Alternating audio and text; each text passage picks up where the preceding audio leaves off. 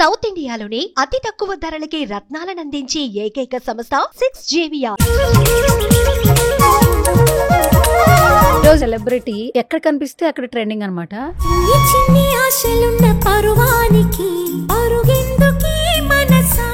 ఎక్కడ కనిపిస్తే అక్కడ సెన్సేషన్ అనమాట. అంకిత నాయుడు ఈలో ఇంకొక పర్సన్ ఉన్నారని తెలుసుకుంది 10th క్లాస్ లో, రైట్? నేను 8 years ఉన్నప్పుడే నాకు తెలుసు. సో ఎక్కడికైనా వెళ్ళినప్పుడు నన్ను కొంచెం చెక్క 0.5 ఏదో ఒకటి డూ ఆర్ డై. హెయిర్ పెంచుకున్న టైంలో నన్ను జుట్టు కట్ చేసుకుంటేనే మా ఇంటికి రా అన్న వాళ్ళు ఉన్నారు. మన బిగ్ బాస్ షోకే అనుకోండి, అది నువ్వు వెళ్ళావు, వచ్చాయి కానీ చూస్తే హౌస్ లో లేవు. ఫస్ట్ కే కన్ఫర్మ్ అయ్యాను. నన్ను శ్రీముఖి గారు ఇంట్రడక్షన్ ఇచ్చారు, నేమ్ చదివారు, నేను స్టేజ్ ఎక్కుతున్నాను, బ్యాక్ సైడ్ ఆపేశారు. బిగ్ బాస్ హౌస్ లో వాళ్ళకి నా వీడియో చూపించావు, సెక్స్ వర్క్ అవుతుంది, సరే ఓకే, నా బాటమ్ సర్జరీ కాలే, నా అప్పర్ సర్జరీ అయ్యింది అనుకో. సో నువ్వు అది తీసుకెళ్తే నిన్నేమనుకుంటారు? సో నేను నాకు గారని రాశాను ఫేవరెట్ అని, అక్కడి నుంచి పట్టుకున్నారు. కానీ నువ్వు 2 years బిఫోర్ కి ఇప్పటికి చాలా చేంజ్ అయిపోయావు, చాలా లీన్ అయిపోయావు. సో ఎప్పుడైతే నాకు పాస్ట్ లో మ్యారేజ్ అయిందో ఆ టైంలో దిష్టి తగిలిందో మరి ఏమో, చచ్చిపోయే స్టేజ్కి వెళ్ళి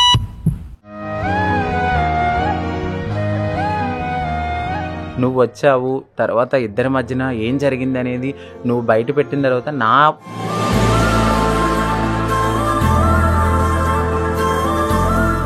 చివరికి చూస్తే మళ్ళీ జీరోకే వచ్చేస్తాం. ఈ పర్సన్స్ నమ్ముకుని మనం ముందుకు వెళ్ళిపోతే పిచ్చిగా, రేపొద్దున వాళ్ళు వదిలేస్తే మళ్ళీ నా లైఫ్ జీరోనే.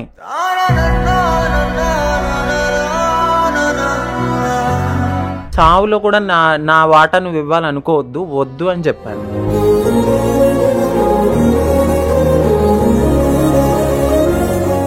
మా కమ్యూనిటీ నుంచి కూడా నన్ను ఇంత త్వరగా ఎలా ఎదిగింది అని. ఒక చిన్న సర్ప్రైజ్. హాయ్, హలో, నమస్తే, this is Suvarna. Welcome to సువర్ణతో సరదాగా. సో ఈరోజు నాతో పాటు ఉన్న సెలబ్రిటీ ఎక్కడ కనిపిస్తే అక్కడ ట్రెండింగ్ అనమాట, ఎక్కడ కనిపిస్తే అక్కడ సెన్సేషన్ అనమాట. సో చాలా మట్టుకు ఏంటంటే ప్రతి ఒక్కరం ఒకళ్ళు ఇన్స్పిరేషన్గా తీసుకుంటూ ఉంటాం. అదే ఇండస్ట్రీ అనుకోండి, చిరంజీవి గారు ఇన్స్పిరేషన్ అంటుంటారు, ఎందుకంటే సెల్ఫ్ మేడ్ పర్సన్. బట్ బేసికల్గా కామన్ పీపుల్లో కూడా చాలామంది సెల్ఫ్ మేడ్ పర్సన్స్ ఉంటారు. సో నా ముందు ఉన్న సెలబ్రిటీ మాత్రం ఖచ్చితంగా సెల్ఫ్ మేడ్ అని చెప్పొచ్చు. తనకుగా ఎదిగి తనను మలుచుకుంది Ankita Naidu. So hi Ankita. I'm too good. First of all welcome to సువర్ణతో సరదాగా. Thank you so much. చాలా కాలం తర్వాత మంచి ఆపర్చునిటీ దొరికింది నాకా నీకా? మన ఇద్దరికి. చాలా సంతోషంగా ఉంది Ankita. So I think you are the self made person. అసలు అగ్రీ చేస్తారా మీరు? 100%. ఇప్పటి వరకు నన్ను చాలా చోట్ల ఇంటర్వ్యూ ఇచ్చాను, బట్ మీ అంత మంచిగా ఓకే అనిపించేంత నాకు అనిపించలేదు. బట్ మీరంటే నాకు చాలా ఇష్టం. ఎప్పటి నుంచో నేను కూడా మిమ్మల్ని చూస్తూ ఉంటాను. చాలా ఇంటర్వ్యూస్ చేసినా కూడా మీతో మాట్లాడినప్పుడు ఆ బాండింగ్ అనేది, ఆ అటాచ్మెంట్ అనేది కొంచెం క్లోజ్గా అనిపిస్తుంది. అందుకని మీతో ఈ ఇంటర్వ్యూకి నేను రావడం జరిగింది. Thank you so much. So నాకు కూడా ఒక మంచి మెమరీగా ఉండాలి కాబట్టి నేను ఇంటర్వ్యూకి పిలిచేశాను. చాలా ఇంటర్వ్యూస్ ఉన్నా కూడా ఫస్ట్ ఆఫ్ ఆల్ నాయుడు నుంచి అంకిత వరకు అసలు జర్నీ అనేది నిజంగా ఒక ఇంటర్వ్యూలోనో ఒక 1 hourలోనో చెప్పే విషయం కాదు. చాలా చూసుంటావు, చాలా నేర్చుకుని ఉంటావు. ఇక్కడికి హైదరాబాద్కి వచ్చి ఎన్ని సంవత్సరాలు అవుతుంది? ఇక్కడికి వచ్చి నేను 9 years అయిపోయింది. నేను పుట్టింది పెరిగింది అంతా వెస్ట్ గోదావరి డిస్ట్రిక్ట్ భీమడోలు, ఏలూరు దగ్గర భీమడోలు మాది. సో అక్కడే నేను డిగ్రీ వరకు చదువుకున్నాను. సో గవర్నమెంట్ కాలేజీలోనే చదువుకున్నాను, మామూలుగా గవర్నమెంట్ స్కూల్స్లోనే చదువుకున్నాను. As usual middle class family. ఆ నాన్నగారు చిన్నప్పుడే చనిపోయారు, నాకు చిన్నప్పుడే చనిపోయారు. అమ్మ ఒక్కరే నన్ను, 2 అక్కల్ని, ఇద్దరిని చూసుకున్నారు. మా అమ్మగారికి 22 years అయినప్పుడు మా నాన్నగారు చనిపోయారు అనమాట. ఆ ఏజ్లోనే మేము ముగ్గురిని మమ్మీ అలా చూసుకుంటూ ఉన్న దాంట్లో అడ్జస్ట్ అవుతూ అట్లా బ్రతికి 10th అయిపోయింది. 10th తర్వాత నా లైఫ్ అనేది స్టార్ట్ అయింది. అస్సలు స్టార్ట్. అంటే నీలో ఇంకొక పర్సన్ ఉన్నారని తెలుసుకుంది 10th క్లాస్లో, రైట్? నేను 8 years ఉన్నప్పుడే నాకు తెలుసు. ఎవరికైనా కూడా నార్మల్గా ఈ స్వభావం కలిగిన పర్సన్స్ ఎవరైనా కూడా, నేను నా సోల్ ఒకటి చెప్తుంది, నా బాడీ ఒకటి అనేది అందరికీ తెలుస్తుంది. నాకైతే 8 years అప్పుడు నాకు నేనుగా తెలుసుకున్నాను. బట్ ఎప్పుడైతే నేను క్వశ్చన్ చేసుకున్నది వచ్చి 14 yearsకి నన్ను నేను క్వశ్చన్ చేసుకున్నాను. నేను మిర్రర్ దగ్గర నుంచుని నన్ను నేను క్వశ్చన్ చేసుకున్నప్పుడు నాకు ఆన్సర్ అనేది అక్కడ దొరికింది. అది కూడా నాకు తెలీదు, నా చుట్టుపక్కల వల్ల నాకు అర్థమైంది. సో ఎక్కడికైనా వెళ్ళినప్పుడు నన్ను కొంచెం తక్కువగా మాట్లాడడము, డిఫరెంట్గా మాట్లాడడము, చెక్క 0.5 ఇట్లాంటి మాటలు అనడము, నవ్వుతూ ఎగతాళి చేయడము, అది నేను తీసుకోలేకపోయేదాన్ని. నన్ను నేనుగా ఒక గదిలో ఉండి చాలా, అది నాకే కాదు ప్రతి ట్రాన్స్కి జరుగుతుంది. సో కొంతమంది దాన్ని ఏంటంటే ఫ్యామిలీ కోసం కొంచెం రిచ్ పర్సన్స్ ఉన్నవాళ్ళు సాక్రిఫైస్ చేస్తారు. బట్ ఎక్కువ మోర్ ఓవర్ ఫెమినిటీ ఉన్నవాళ్ళు మాత్రం డెఫినెట్లీ క్వశ్చన్ చేసుకుని ఇది నా లైఫ్ కాదు, ఏదో ఒకటి డూ ఆర్ డై. ఆ టైం అనేది మాకు చాలా క్రిటికల్గా అనిపిస్తూ ఉంటుంది. ఎందుకంటే అద్దంలో నన్ను నేను చూసుకున్నప్పుడు నా హావభావాలు అమ్మాయిలా ఉంటాయి, బట్ నా శారీరకంగా నేను ఒక అబ్బాయిలా ఉంటాను. సో నా మనసు చెప్తుంది అనమాట, నువ్వు ఇది కాదు. నన్ను గుచ్చి గుచ్చి గుచ్చి గుచ్చి చెప్పినప్పుడు సో ఓకే నేను రియలైజ్ అవుతాను నేను ఒక అమ్మాయిని అని. అక్కడ మా లైఫ్ అనేది స్టార్ట్ అవుతుంది. ఆ టైంలో చాలా స్ట్రగుల్ అవుతాము, మెంటల్లీ డిస్టర్బ్ అయిపోతాము. బయటికి వెళ్తే హావభావాలు చూసి పర్సన్స్ మమ్మల్ని డిస్క్రిమినేషన్ చేయడము, ఇవన్నీ మేము తీసుకోలేం. తోటి ఫ్రెండ్స్ కూడా ఎగతాళి చేస్తూ ఉంటారు. అది నా లైఫ్లో అయితే చాలా బాగా ఎక్కువ జరిగినాయి. చాలా అంటే చాలా. కానీ మా అమ్మకి నేను ఎప్పుడు ఒక రాజులానే కనపడేదాన్ని. ఎందుకంటే ప్రతి తల్లికి తన కొడుకేంటి కూతురేంటి రాణి రాజులేగానే చూసుకుంటారు కదా. సో మా అమ్మ కూడా నన్ను చాలా బాగా చూసుకునేవారు. వాళ్ళు ఎప్పుడు నన్ను గమనించలేదు. నా చుట్టుపక్కల వాళ్ళు నన్ను గమనించడంతో నాలో ఉన్న మార్పుల్ని నేను గమనించుకున్నాను అనమాట. అరే అసలు మార్పులు గమనించిన తర్వాత ఇప్పుడు నువ్వు చెప్తుంటే ఫ్యామిలీ స్టేటస్, మమ్మీయే మిమ్మల్ని అంతా చాలా కష్టపడి పెంచారు, ఫాదర్ లేకపోయినా. 3 పిల్లలు అంటే నార్మల్ విషయం కాదు. అది చాలా యంగ్ ఏజ్ లో చనిపోయారు నాన్న. ఆమెకి 21 అంటే చాలా చిన్న ఏజ్ లో చనిపోయారు. 22 years. ఓకే. తర్వాత నేను పైకి ఇలా కనిపిస్తున్నాను బట్ నా లోపల వేరే చేంజెస్ వస్తున్నాయి అమ్మా అని అమ్మతో ఫస్ట్ కాన్వర్జేషన్ జరిగినప్పుడు అమ్మ నీకు చెప్పిన వర్డ్స్ ఏంటి? నాన్న నువ్వు మ్యారేజెస్ కానీ ఇలాంటి ఏమీ చేసుకోవద్దు. సో అందరూ చాలా ట్రోల్ చేస్తుంటారు, నీకు పెళ్లి సంబంధం అయినప్పుడు నువ్వు పరిగెత్తుకుంటూ వచ్చావని. అదంతా రాంగ్ అనమాట. ఇప్పుడు నేను నా లైఫ్లో ఫస్ట్ మీకే చెప్తున్నాను ఇది. సో ఏంటంటే మా మమ్మీకి చెప్పినప్పుడు చాలా బాధపడ్డారు. బట్ సొసైటీలో ఇలా ఉంటుంది నాన్న, నువ్వు మారొద్దు, నువ్వు అమ్మాయిలాగానే ఉండాలన్నా కూడా అలాగే ఉండు, కానీ చేంజ్ అవ్వద్దు, అబ్బాయిలానే ఉండు అని చాలా గట్టిగా పట్టుకుని నన్ను, మా 2 అక్కలు అక్కడే ఉన్నారు. మా ఇంట్లో మేమే ఒక 4 pillars లాంటి వాళ్ళం. ఒకరికి ఏ కష్టం అనిపించినా మేము చెప్పుకుంటాం కాబట్టి నన్ను చాలా గట్టిగా హగ్ చేసుకుని నీకే ఎందుకు ఇలాగ వచ్చింది, మనం ఏం పాపం చేసుకున్నామో అట్లా చాలా అంటే చాలా బాధపడ్డారు మా అమ్మ వాళ్ళు కానీ అక్క వాళ్ళు కానీ. బట్ దేవుడు, నేను అన్నాను ఇది నాకు శాపం కాదు, ఎంతో పుణ్యం చేసుకుంటే నేను ఇలా పుట్టానేమో అని ఆ ఏజ్లోనే నేను చెప్పాను. 16 years అప్పుడే నేను ఇలా చెప్పాను. సో కానీ మా ఇంటి పక్కన వాళ్ళు అందరూ నవ్వుకునేవారు, మీ అబ్బాయి అలాగా, మీ అబ్బాయి ఇలాగా అన్నప్పుడు నాకు భయం వేసేది. మా అక్క వాళ్ళ పెళ్ళిళ్ళు నా వల్ల ఆగిపోతాయేమో అని చాలా ఇంట్లో బాధపడుతూనే, కానీ మా అమ్మగారికి వద్దు ఇలాగే ఉండు, మళ్ళీ రేపు నీకు జీవితం ఎక్కడుంది, నువ్వు మారిపోయిన తర్వాత ఆ లైఫ్లో నువ్వు హ్యాపీగా ఉంటావేమో, ముసలోడో లేకపోతే ఏదో ఒకటైతే ఎవరు చూసుకుంటారు, అక్క వాళ్ళకే ఫ్యామిలీస్ ఉన్నాయి, నీకెక్కడ ఫ్యామిలీ ఉంది అని నన్ను పాపం చాలా బాధపడేవారు. ఇప్పటికీ మా మమ్మీ ఇప్పుడు హ్యాపీగా ఉన్నారు, సంతోషంగా ఇప్పుడే హ్యాపీగా ఉన్నారు. జరిగిన ఈ 8 years నా జర్నీలో చాలా కష్టపడ్డాము, చాలా బాధలు పడ్డాము, నవ్వుకునేవారు, ఎగతాళి చేసేవారు. బట్ ఇప్పుడు నేను వెళ్తే చాలా మంది వచ్చి ఫోటోలు దిగుతూ ఉంటారు, చాలా బాగున్నావు అంటారు. ఆ టైంలో మా అమ్మగారు కూడా బాధపడి నాకు సపోర్ట్ ఇచ్చారు. 3 ఆడపిల్లలు, వాళ్ళకి పెళ్లిళ్ళు చేయాలి, వాళ్ళ పోషణ మీ మమ్మీదే, పైగా చుట్టుపక్కల వాళ్ళు ఏమన్నా అంటే ఇప్పుడున్నంత సోషల్ మీడియా ఎంత అర్థం చేసుకున్నంత అప్పట్లో లేదు అసలు. ఫస్ట్ ఇలా అనగానే ఓకే వచ్చి వీడు ఇలా డిఫరెంట్గా, ఏదైనా ఫంక్షన్స్కి వెళ్ళినా కూడా నన్ను అసలు పట్టించుకునేవారు కాదు, దూరంగా కూర్చోబెట్టేవాళ్ళు, దూరంగా మాట్లాడేవారు. అంటే చుట్టాలే ఇలా చేసినప్పుడు ఇక సొసైటీ మమ్మల్ని ఎంత దారుణంగా చూస్తుంది. ఫ్యామిలీ యాక్సెప్టెన్సీ ఉన్నా కూడా సొసైటీ అనేది కొంచెం ఎంతైనా కొద్దిగా ఆ గ్యాప్ అనేది ఉంటుంది. బట్ ఈ మా ఫ్యామిలీ యాక్సెప్ట్ చేస్తే చుట్టాలు యాక్సెప్ట్ చేసేవారు కాదు.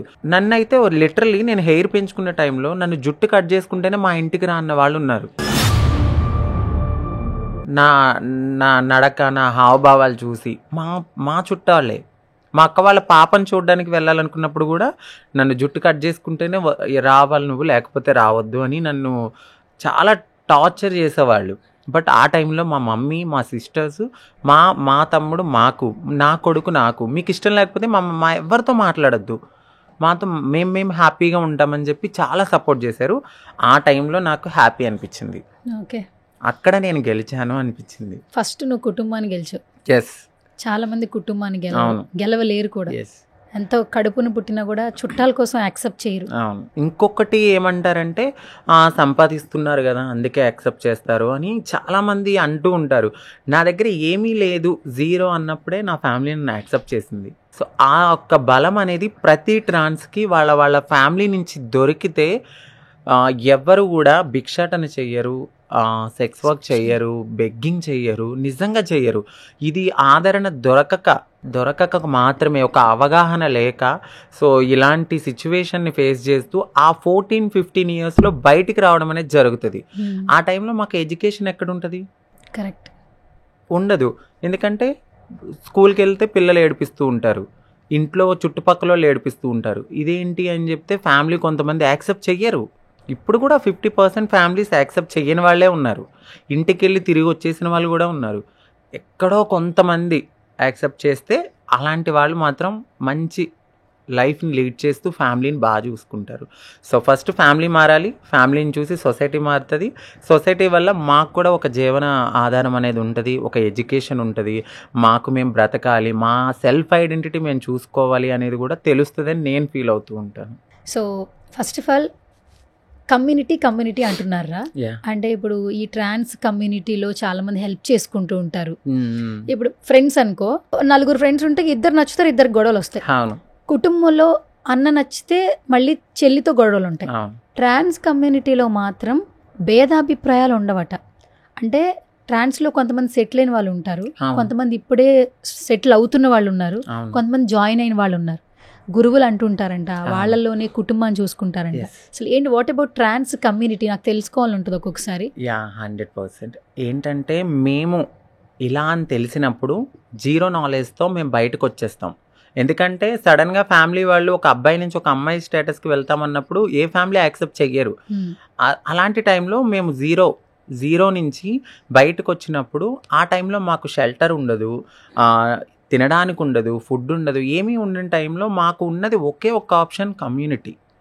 సో వాళ్ళ చెట్టు కింద మేము పడుకుని తలదార్చుకునే టైం అని అనమాట మాకు అది. ఎందుకు అని అంటే ఏమీ ఉండదు, ఒక బాధని మేము ఎక్స్ప్రెస్ చేయాలంటే మాలాంటి ఫీలింగ్ ఉన్న వాళ్ళే మమ్మల్ని అర్థం చేసుకుంటారు. సో ఆ టైంలో ఓకే, చన్నీళ్ళకి వేడి నీళ్ళు తోడైంది అన్నట్టు మా కమ్యూనిటీ అనేది దగ్గరికి తీసుకుంటారు. అప్పుడు కూడా మమ్మల్ని వెళ్ళిపోయిన వెంటనే ఏమీ మార్చేయరు. అమ్మ మీరు ఎందుకు వచ్చారు, ఎక్కడి నుంచి వచ్చారు, మీ ఏజ్ ఎంత అన్నీ కనుక్కుంటారు. 18 years బిలో ఉంటే ఇది కరెక్ట్ టైం కాదు, ఫ్యామిలీని పిలిచి వాళ్ళకి హ్యాండ్ ఓవర్ చేయడము. ఇఫ్ ఇన్ కేస్ ఫ్యామిలీ కొంతమంది యాక్సెప్ట్ చేయకుండా వదిలేస్తారు, ఆ టైంలో వాళ్ళ దగ్గరే పెట్టుకుని గైడెన్స్ ఇచ్చి 18 దాటిన తర్వాత భిక్షాటనకి పంపిస్తారు. ఎందుకంటే మాకు అదే సోర్స్, అదే ఇన్కమ్. అవి మేము రూపాయి దాచుకుని 2 years or 1.5 year మేము సొసైటీని యాక్సెప్ట్ చేయాలి. ఎందుకంటే ఇలాంటి వాళ్ళు ఏంటి, అక్కడ అదే జరుగుతుంది, బట్ ఇది ఎక్కువ అయిపోతుంది. మమ్మల్ని మేము మార్చుకునే తరుణంలో ఆ టైంలో కొంచెం బియర్డ్, ముస్టాచ్ ఇట్లాంటి అన్నీ ఉంటూ ఉంటాయి. వాటిని మేము రిమూవ్ చేసుకోవడము, ఇలా ప్రతి ఒక్క పనిలో మాకు రూపాయి కావాలి. ఆ టైంలో మేము బయటికి వెళ్ళాలి కదా. సో ఈ సొసైటీ అనేది వెటకారంగా చూడడము, ఏంటి ఇలా ఉన్నారు, మీకు ఎందుకు ఇవ్వాలి, అలాంటి క్వశ్చన్స్ వేసినప్పుడు అవన్నీ మేము తీసుకోవాలి. తీసుకొని ముందుకెళ్తూ ప్రతి రూపాయి దాస్తే మా కమ్యూనిటీ అనేది మమ్మల్ని ఒక ఆడపిల్లలా చేసి దాని తర్వాత మాకు ఒక లైఫ్ ఇవ్వడానికి వాళ్ళు మీకంటూ ఒక ఐడెంటిటీ రావాలి కాబట్టి మీరు కష్టపడి సంపాదించుకోండి అని చెప్పి ఆ టైం వరకు వాళ్ళు మమ్మల్ని వాళ్ళ దగ్గర ఉంచుకుంటారు. ఆ టైంలో మాకు బాగా సపోర్ట్ ఇస్తారు.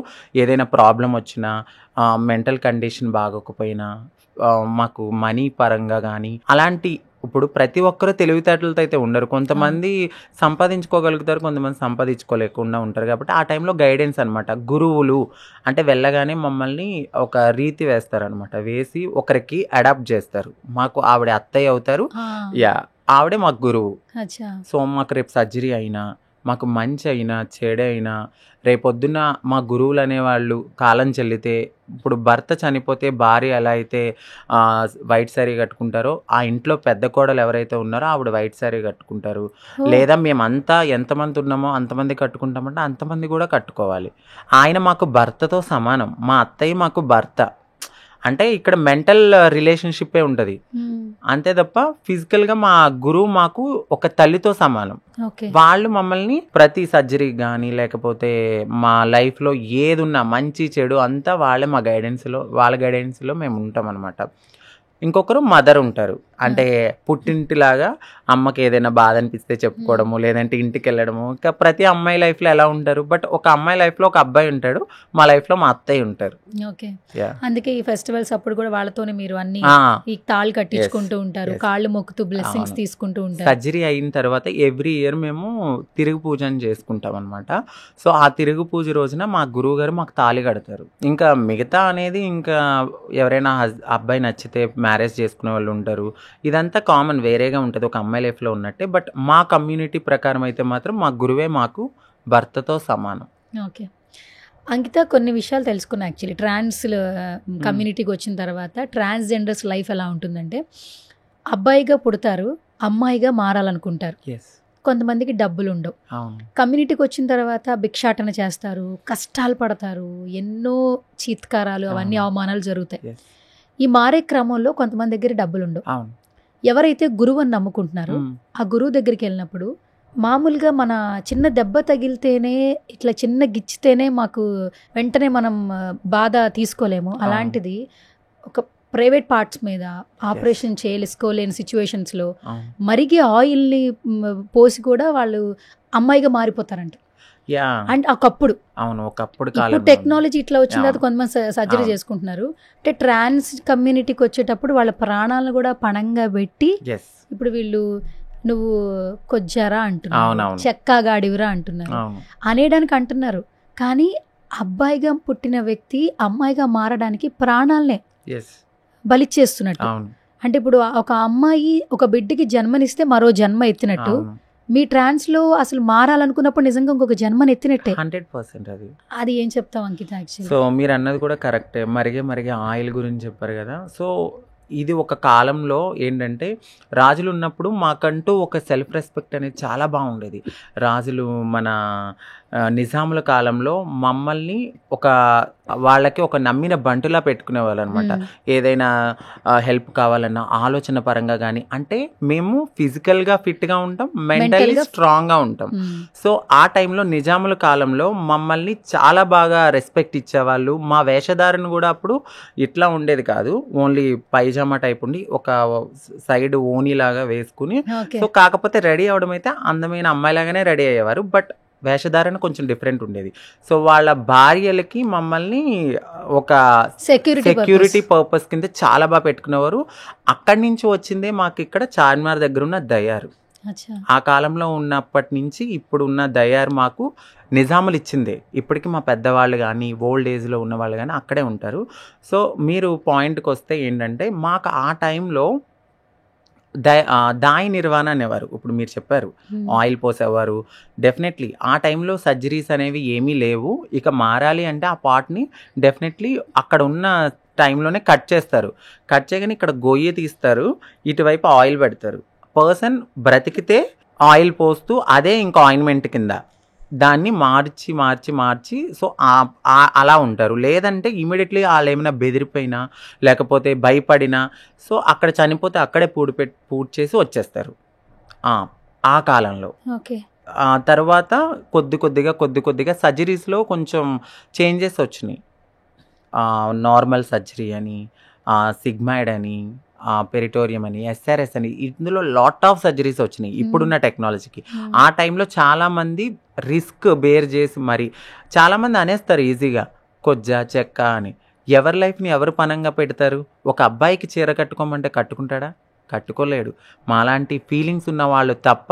సో మాకంటూ ఒక ఫ్యూచర్ ఉండదు, మాది జీరో అని తెలిసినా కూడా మేము ఈ లైఫ్కే ఇష్టపడుతున్నామంటే మాకు ఈ లైఫ్ అంటే ఇష్టం. ఎందుకంటే మా మనసుకు తెలుసు ఇది మేము చేసుకున్న తప్పు కాదు.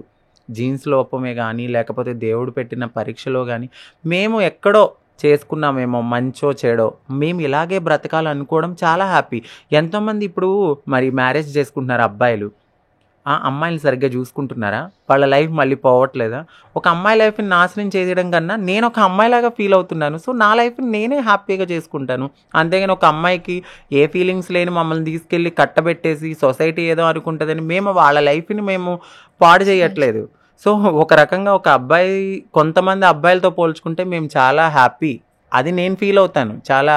ఎందుకంటే మేము ఒక అమ్మాయిలా ఫీల్ అవుతున్నాం కాబట్టి ఈ ఆపోజిట్ అమ్మాయి మాకు ఒక అక్కో చెల్లో ఆ ఫీలింగే మాకు ఉంటుంది. అందుకని మేము మా ప్రాణాన్ని పలంగా పెట్టి మేము సర్జరీస్ చేయించుకుంటాం.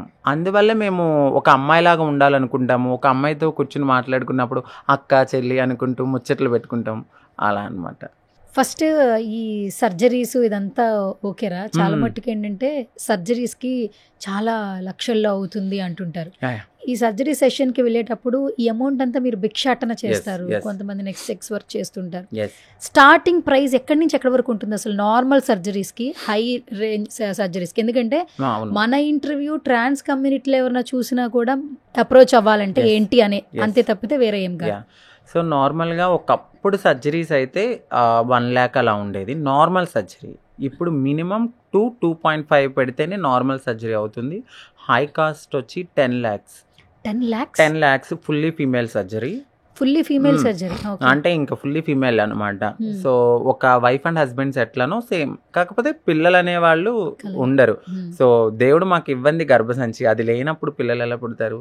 అది ఒప్పుకోవాలి మేము. సో అలాంటి సర్జరీస్ కూడా ఉన్నాయి మాకు. సో 10 to ఇంటికి వచ్చి మేము రెస్ట్ తీసుకునే అంత 12 lakhs అవుతుంది 100%. 12 lakhs అవుతుంది. ఇప్పుడు ఈ నార్మల్ సర్జరీకి అడ్వాన్స్డ్ సర్జరీకి డిఫరెన్సియేషన్ ఏంటి అసలు? నార్మల్ సర్జరీస్ వచ్చి అంటే అది కూడా ఏంటంటే ఫీమేల్ లానే ఉంటుంది, బట్ వాళ్ళు సెక్సువల్గా అంత ఉండదన్నమాట. బట్ వాళ్ళకున్న తరుణంలో అలా ఉండేవారు ఆ కాలంలో. బట్ ఇప్పుడున్న అడ్వాన్స్ టెక్నాలజీలో ఇప్పుడు అందరూ ఫుల్లీ ఫీమేల్ సర్జరీస్లోనే ఉన్నారు.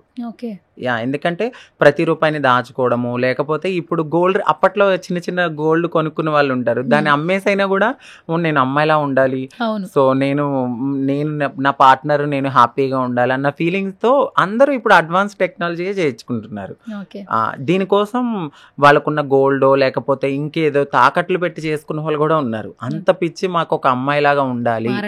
ఎస్, అమ్మాయిలు కూడా అంత అందంగా ఉండడానికి టైం ఇవ్వరేమో. యాక్చువల్లీ నువ్వు నిన్నే ఎగ్జాంపుల్. యాక్చువల్లీ రాగానే అడిగాను మేకప్ వేసుకోలేదు కదా అని. లేదు, బేసికల్ గా నా స్కిన్ ఇలా ఉంటుంది అంటే లైవ్ లో చూస్తున్న వాళ్ళకి తెలుస్తోంది. అసలు నువ్వు మేకప్ వేసుకోలేదు, చాలా అట్రాక్టివ్ గా ఉన్నావు. ఇది ఎట్లా అంటే ఫస్ట్ నుంచి నీ స్కిన్ టోన్ అంతేనా? అవును, చాలా మంది ఏమనేవారంటే, అంటే బాయ్ గా ఉన్నప్పుడు ఏంటంటే కొంచెం చేంజెస్ వేరే ఉంటాయి. సో నేను ఫీమేల్గా ఉన్నప్పుడు నేను అమ్మాయిగా ఉండాలి అన్న ఫీలింగ్తో నేను నా బ్యూటీ టిప్స్ నేనే ఇంట్లో రెమెడీస్ చేసుకోవడము, నా స్కిన్ మీద నేనే ఎక్కువ కేర్ తీసుకోవడం. అంటే సీ ఫుడ్ ఎక్కువ తింటాను, సిట్రిక్స్ ఎక్కువ తీసుకుంటాను, అలాగే లిక్విడ్స్ ఎక్కువ తీసుకుంటాను. అట్లనే ఉసిరికాయ, అల్లం, వెల్లుల్లి ఇవన్నీ కలిపిన ఒక రెమెడీ అనేది నా యూట్యూబ్లో వస్తుంది. ఆ వీడియోలో చూపిస్తే, ఎందుకంటే చాలా మంది నన్ను అడిగేది ఇదే, అక్క మీ స్కిన్ ఈవెన్ ఇలాంటివే నేను ఎక్కువ తీసుకుంటూ ఉంటాను. అంటే కొంచెం రైస్ ఒకప్పుడు బాగా తినేదాన్ని, నాకు అనిపించింది ఎందుకు నేను ఇలా అయిపోతున్నాను, సో నేను కూడా అందంగా ఉండాలనుకుంటాను అన్న ఫీలింగ్తో స్కిన్ ఎప్పుడు ఒకేలా ఉండేది. బట్ ఆ ట్రాన్స్పరెంట్ అంటారు కదా, సో నన్ను నేనుగా మార్చుకుని ఇట్లా ఉన్నాను. కానీ నువ్వు 2 years బిఫోర్ కి ఇప్పటికి చాలా చేంజ్ అయిపోయావు, చాలా లీన్ అయిపోయావు. అప్పుడు కొంచెం బొద్దుగా ఉంటుండే, నీ హైట్ కి ఉంటుండే, బట్ ఇప్పుడు చాలా లీన్ అయిపోయావు. అంటే బికాస్ ఆఫ్ కొన్ని దీని వల్ల, లేదా నీకు నువ్వు నేను ఇలా ఉండాలని నువ్వు అంటే ఆ టైంలో చాలా మందికి తెలుసు నేను ఒక ఓపెన్ బుక్. సో ఎప్పుడైతే నాకు పాస్ట్లో మ్యారేజ్ అయిందో ఆ టైంలో నేను ఎమోషనల్ అనేది అంటే బాగానే ఉండే. సో దిష్టి తగిలిందో మరి ఏమో, ఆ టైంలో నేను బ్రేకప్ అయిపోయిన తర్వాత చాలామంది నేను డిప్రెషన్లోకి వెళ్ళిపోతాను అనుకున్నారు. సో నేనే కాదు, మా కమ్యూనిటీలో చాలామంది అలాగే డిప్రెషన్లోకి వెళ్ళిపోయి వాళ్ళు నాకేదో అయిపోయిందని చచ్చిపోయే స్టేజ్కి వెళ్ళిపోయిన వాళ్ళు కూడా ఉన్నారు, చచ్చిపోయిన వాళ్ళు కూడా ఉన్నారు. సో నేనేమనుకున్నానంటే ఒకసారి ఆలోచించుకున్నాను, నేను నా కోసం మారాను, నేను ఆనందంగా ఉండడానికి మారాను. సో నా ఫ్యామిలీని నేను చచ్చిపోతే ఎవరు చూసుకోరు. నా లైఫే కాదు, వేరే లైఫ్లో అమ్మాయి లైఫ్, మా ట్రాన్స్ లైఫ్లోకి ఎవరు వచ్చినా కూడా మేము చచ్చిపోతే వాళ్ళు వేరే వాళ్ళని పెళ్ళిళ్ళు చేసుకుంటారు, హాయిగా ఉంటారు, వాళ్ళ ఫ్యామిలీతో సంతోషంగా ఉంటారు. బట్ మేమే మా ఫ్యామిలీకి లీడ్ అన్నప్పుడు మేము చనిపోతే ఎట్లా అనేది నేను చాలా క్వశ్చన్స్ వేసుకున్నాను ఒక గదిలో ఉండి. ఎందుకంటే ఆ సిచ్యువేషన్, నేను ఫేస్ చేసిన సిచ్యువేషన్ ఎంత నన్ను అప్రిషియేట్ చేశారో అంతే తిట్లు నాకు వస్తాయి. అది నేను తీసుకోవాల్సిన సిచ్యువేషన్. ఒక్కసారి నేను ఎంత స్ట్రాంగ్గా ఉండాలనేది నేను తీసుకుని, ఇది కాదు లైఫ్, ఏదో జరిగింది, గుడ్ ఆర్ బ్యాడ్ ఏదైనా కానీ ఎవరు ఎక్కడున్నా హ్యాపీగా ఉండాలి. వాళ్ళు ఏం చేశారనేది వాళ్ళకి తెలుసు, నేనేంటి అనేది నాకు తెలుసు. ఒకానొక సిచ్యువేషన్లో నెగిటివిటీ నాకు స్ప్రెడ్ అవ్వడానికి కారణమైన ఆ పర్సన్ చెప్పడం బట్టి నేను బయటకు వచ్చి మాట్లాడాను, లేకపోతే నేను మాట్లాడేదని కాదు. నువ్వు లేకుండానే నేను ఒక స్టేజ్కి వెళ్ళిన సో మళ్ళీ నేను ఆ కింద స్థాయికి నేను రాలేను, నీ కోసం నేను ఎగబడి. సో నా లైఫ్ నేను చూసుకున్నాను, నేను హ్యాపీగా ఉన్నాను. నువ్వు వచ్చావు, తర్వాత ఇద్దరి మధ్యన ఏం జరిగింది అనేది నువ్వు బయట పెట్టిన తర్వాత నా యూట్యూబ్లో నేను చెప్పాను. సో అందరికీ తెలుసు నేను ఆ పర్సన్ వల్ల ఇలా అయ్యాను, ఇలా ఉన్నాను, ఇలా చేశాను అని. సో ఈ డిస్టర్బెన్స్ నేను చాలా స్ట్రాంగ్గా తీసుకున్నాను. అందం అనేది మన లైఫ్లో చాలామంది చెప్తారు మనసు చూసి ఇష్టపడ్డా అని, లేదురా, వెరీ రాంగ్. ఒక పర్సన్ మన ముందుకు వచ్చినప్పుడు మన అందాన్ని చూసే, దాని తర్వాత జర్నీలో వాళ్ళ కలిస్తే అప్పుడు, లేదా అది అక్కడితో ఆగిపోతుంది. ఫస్ట్ మనిషికి ఫిజికల్ అపీరియన్స్ చాలా ఇంపార్టెంట్. నేను అది గమనించాను. నేనేంటంటే ఒక హౌస్ వైఫ్ అయిపోయాను, నాకేంటి నేను అందంగా ఉన్నా లేకపోయినా నా భర్తకి నచ్చితే చాలు అనుకున్నాను. బట్ నా భర్తే కాదు, కొంతమంది భర్తల బుద్ధి బయట వేరేగా ఉంటుందని అది మనకు తెలీదు. ఆపోజిట్గా తర్వాత తెలిసిన తర్వాత నేను రియలైజ్ అయ్యాను, బ్రేకప్ అయిపోయింది, కొంచెం హ్యాపీగా ఆలోచించుకున్నాను అనమాట. అంటే హ్యాపీగానే ఆలోచించుకున్నా, బాధగా కాదు, హ్యాపీగానే ఆలోచించుకున్నా. ఇలా కాదు, ఇది నా లైఫ్, ఇది నా లైఫ్ అని. సో తర్వాత నేను జాలిన్ సర్జరీ చేయించుకున్నాను. అవును, అది చాలా డిఫికల్ట్. ఎలా చేసావు? చాలా పెయిన్ అసలు, చాలా. అంటే ఫుడ్ నాకు 2 months లేదు, 2 months నేను తినలేను. ఎందుకంటే ఇక్కడున్న దవడలు కట్ చేస్తే ఇక్కడి నుంచి ఇక్కడికి నా దవడలు కొంచెం పెద్దగా ఉండే అప్పుడు. సో అంటే ఆ మేల్ బోన్స్ని కట్ చేయించుకోవడానికి చాలా కష్టపడ్డాను. అంటే చాలా ప్రాబ్లం అని కూడా చెప్పారు నాకు డాక్టర్, చెప్పారు. బట్ లేదు, నేను మారాలి, నేను అందంగా మలుచుకోవాలి సార్ అని చెప్తే ఆయన చాలా సపోర్ట్ చేశారు. డాక్టర్ గారు కూడా అందరికీ తెలుసు, పెర్సోనిక్ అని మన మణికొండలో ఉంటుంది, చాలా మంచి డాక్టర్. ఆయన నన్ను బాగా మోటివేట్ చేసి బాగా చేశారు సర్జరీ. దాని తర్వాత నేనుగా సెల్ఫ్ కాన్ఫిడెన్స్ వచ్చింది, నేను బ్రతకగలను, నేను హ్యాపీగా ఉండగలను. సో నన్ను చాలామంది అన్నారు, నీ ప్లేస్లో మేము ఉంటే చచ్చిపోయే వాళ్ళమని. ఎందుకు చచ్చిపోవాలి? వాడి కోసం మనం మారామా? కాదు కదా, మన కోసం మనం మారాం, మన ఫ్యామిలీని బాగా చూసుకోవడానికి మారాం. ఏదర్ తప్పో రైటో మనం ఇప్పుడు 100 మంది ఒకే రూట్లో వెళ్తే 99 మంది తప్పు అయి ఉండొచ్చు, మనం రైట్ అయి ఉండొచ్చు. సో వాళ్ళు వచ్చి మనం ఎలిగేషన్ చేస్తే మనల్ని మనం ప్రూవ్ చేసుకోవాలి. అంతేగాని లేదు నేను రాంగ్ రూట్లో వెళ్తున్నా కదా అని వాళ్ళతో వెళ్ళిపోతే వాళ్ళకి తేడా ఉండదు. సో నేను ఆ ఒక్క ఎజెండాతో ముందుకెళ్ళాను. సో ఎవరైతే నన్ను నెగిటివిటీగా ప్రూవ్ చేయాలనుకున్నారో, సో నేను అప్పుడు పబ్లిక్కి వచ్చాను. సో ఆ టైంలోనే నాకు జాలిన్ అయింది. అప్పటి వరకు నేను ఏ విషయాన్ని బయట పెట్టలేదు. నేను చాలా డేర్గా చెప్పా, నువ్వురా ఛానల్స్కి, నేను వస్తా, ఇద్దరం మాట్లాడుకుందాం. సో నువ్వేం బయట పెడితే పెట్టు, నేను కూడా మాట్లాడతా. ఎందుకంటే నేను ఓపెన్ బుక్ అని అదే చెప్పాను. పెళ్ళికి ముందు కానీ, పెళ్ళికి తర్వాత కానీ, పెళ్ళి అయ్యాక కానీ నేను ప్రతిదీ చేశాను, ఏది మోసం చేయలేదు. సో దాని ప్రూఫ్లతో సహా నేను ఉన్నాను కాబట్టి నేను ముందుకొచ్చి మాట్లాడతాను అని అన్నాను. అదే నీకు ఇష్టం లేకపోతే ఒక ట్రాన్స్ లైఫ్లో ఒక అమ్మాయి కాదని మాకు తెలుసు, మేము ఒక సెక్యూరిటీని బిల్డ్ చేసుకోవాలి. ఇటువైపు వాళ్ళ ఫ్యామిలీ ఒప్పుకోరు, ఇటువైపు మా ఫ్యామిలీని ఒప్పించుకోవాలి, మా కమ్యూనిటీని ఒప్పించుకోవాలి. ఈ పర్సన్ అనే పర్సన్ మనతో ఉంటారా ఉండరా అనే గ్యారంటీ లేదు, 100% గ్యారంటీ లేదు. ఆ సందిగ్ధంలో నేను ఇటు ఫ్యామిలీని చూసుకోవాలా, ఇటువైపు వాళ్ళని చూసుకోవాలా, వాళ్ళ ఫ్యామిలీ ప్రెషర్ చూసుకోవాలా, ఏది చూసుకోవాలి? చివరికి చూస్తే మళ్ళీ 0కే వచ్చేస్తాం. ఈ పర్సన్స్ నమ్ముకుని మనం ముందుకు వెళ్ళిపోతే పిచ్చిగా, రేపొద్దున వాళ్ళు వదిలేస్తే మళ్ళీ నా లైఫ్ 0నే. సో నేను అది ఆలోచించుకుని ముందే ఎంత పెళ్ళైనా పబ్లిక్లో ఉన్నా నాకు ఎక్కడో చిన్న డౌట్, నేను అమ్మాయిని కాదు కదా అనేది. ఆ డౌట్ అనేది ఫ్యామిలీ నుంచే వచ్చింది. యాక్సెప్టెన్సీ లేని ఫ్యామిలీలో నేను ఉండలేను. ఎందుకంటే ఎంతసేపు నేనేదో తినేస్తున్నాను, నాకేదో పెట్టేస్తున్నారు అనే ఆలోచనలో వాళ్ళ ఫ్యామిలీ ఉన్నారు. బట్ ఏం జరుగుతుంది రియాలిటీ తెలియదు. నాకు తెలుసు, ఆపోజిట్ పర్సన్కి తెలుసు, తర్వాత వాళ్ళకి తెలుసు. ఇదంతటినీ నేను తీసుకోలేకపోయాను. సరే, ఒక ఫైన్ డే ఆ పర్సన్ ఏం చేశారనేది ఆయనకి తెలుసు, నేను పట్టుకున్నాను. చాలా జరిగినాయి, వేరే కమ్యూనిటీ వాళ్ళతో ఉండడము, నేను పట్టుకున్నాను. సో అది నేను మనసుకి తీసుకోలేకపోయాను. ఇంత నమ్మి, సో నేను కష్టపడేది మన కోసమే. తర్వాత నేను ఈ కమ్యూనిటీ నుంచి హ్యాపీగా దూరంగా ఉండి ఎక్కడో ఇల్లు తీసుకుని ఒక అమ్మాయిని పెంచుకుందాం అనుకున్నాం అప్పట్లో. మేము చిన్న పాపని, బేబీని అడాప్ట్ చేసుకుందాం అని కూడా అన్నీ అనుకున్నాను. బట్ ఏదైతే మనము ఎక్కువ బిలీవ్ చేస్తామో అక్కడే మనకి నమ్మక ద్రోహం అనేది జరుగుతుంది. సో ఈ పర్సన్ అనే పర్సన్ ముందే నన్ను ఒప్పుకోకుండా ఉంటే బాగుండేది. మ్యారేజ్ ప్రపోజల్ వచ్చినప్పుడు కూడా ఇప్పుడే వద్దని కూడా మీరు అన్నారట. నేను మ్యారేజ్ ప్రపోజల్ వచ్చినప్పుడు కూడా నేను హౌస్ మా మమ్మీకి ఇవ్వాలి, హౌస్ తర్వాతే చూద్దాం అన్నారంట. అవును, ఎందుకంటే నేను కమ్యూనిటీలో ఉన్నాను. సో నేను అక్కడ నేము ఫేము ఏమీ లేదు. నేను అప్పుడు సెక్స్ వర్క్ చేస్తూనే ఉన్నాను. ఆ పర్సన్ నన్ను మ్యారేజ్ చేసుకోకముందు తను ఉన్న టైంలో కూడా నేను సెక్స్ వర్క్ చేస్తున్నాను. చేస్తున్న టైంలో నేను ఆ పర్సన్కి చెప్పింది ఒకటే, నా లైఫ్ ఇది, నన్ను నేను బ్రతికించుకోవాలి, నాకు వేరే ఆప్షన్ లేదు. అలా అని చెప్పి నేను ఒక ట్యాగ్ వేసుకుని తిరగలేను. ఎందుకంటే నేను ఎంబీఏ చదివాను. నేను ఎంబీఏ చదివి నేను మారిన తర్వాత కూడా నేను 2-3 ఇంటర్వ్యూస్కి వెళ్ళినప్పుడు కూడా నన్ను వాళ్ళు రిజెక్ట్ చేశారు. 100%. ఎందుకంటే అందరికీ ఒక కమ్యూనికేషన్ స్కిల్స్ ఉండవు కదా. ఇప్పుడు ఎంఎన్సీలో నేను వెళ్ళి మాట్లాడాలి, చెయ్యాలి ఇంగ్లీష్లో అంటే నేను ఫస్ట్ నుంచి గవర్నమెంట్ స్కూల్లో చదివాను. నా బేసిక్ నాలెడ్జ్ నా దగ్గర ఉంటుంది. నేను ఎంతో కష్టపడి ఏదో చదివి రాత్రి పగలు బట్ట ఏదో చేసి ఎంబీఏ చేశా. కానీ అది తీసుకుని నేను ఎంఎన్సీకి వెళ్ళినప్పుడు అక్కడ నేను సెలెక్ట్ కాను. ఎందుకంటే ఏమో నాకున్న మెంటల్ కండిషన్కి నేను అమ్మాయిగా ఫీల్ అవుతూ అది నేను తీసుకోలేను. బట్ ఇప్పుడున్న సొసైటీలో అనేది యాక్సెప్ట్ చేస్తున్నారు. మాకు కూడా రిజర్వేషన్స్ ఉన్నాయి, అన్నీ ఉన్నాయి. బట్ నాలాగా అందరూ ఉండలేరు. కొన్ని 2-3 ఇంటర్వ్యూలకు వెళ్ళినప్పుడు నేను సెలెక్ట్ కాలేదు. సో మీరు ఎలా ఉన్నారు, ఇలా అయితే కాదు, అబ్బాయిలాగా ఉంటే ఓకే అంటే నేను ఆ అబ్బాయిలాగా ఎలా రావాలి?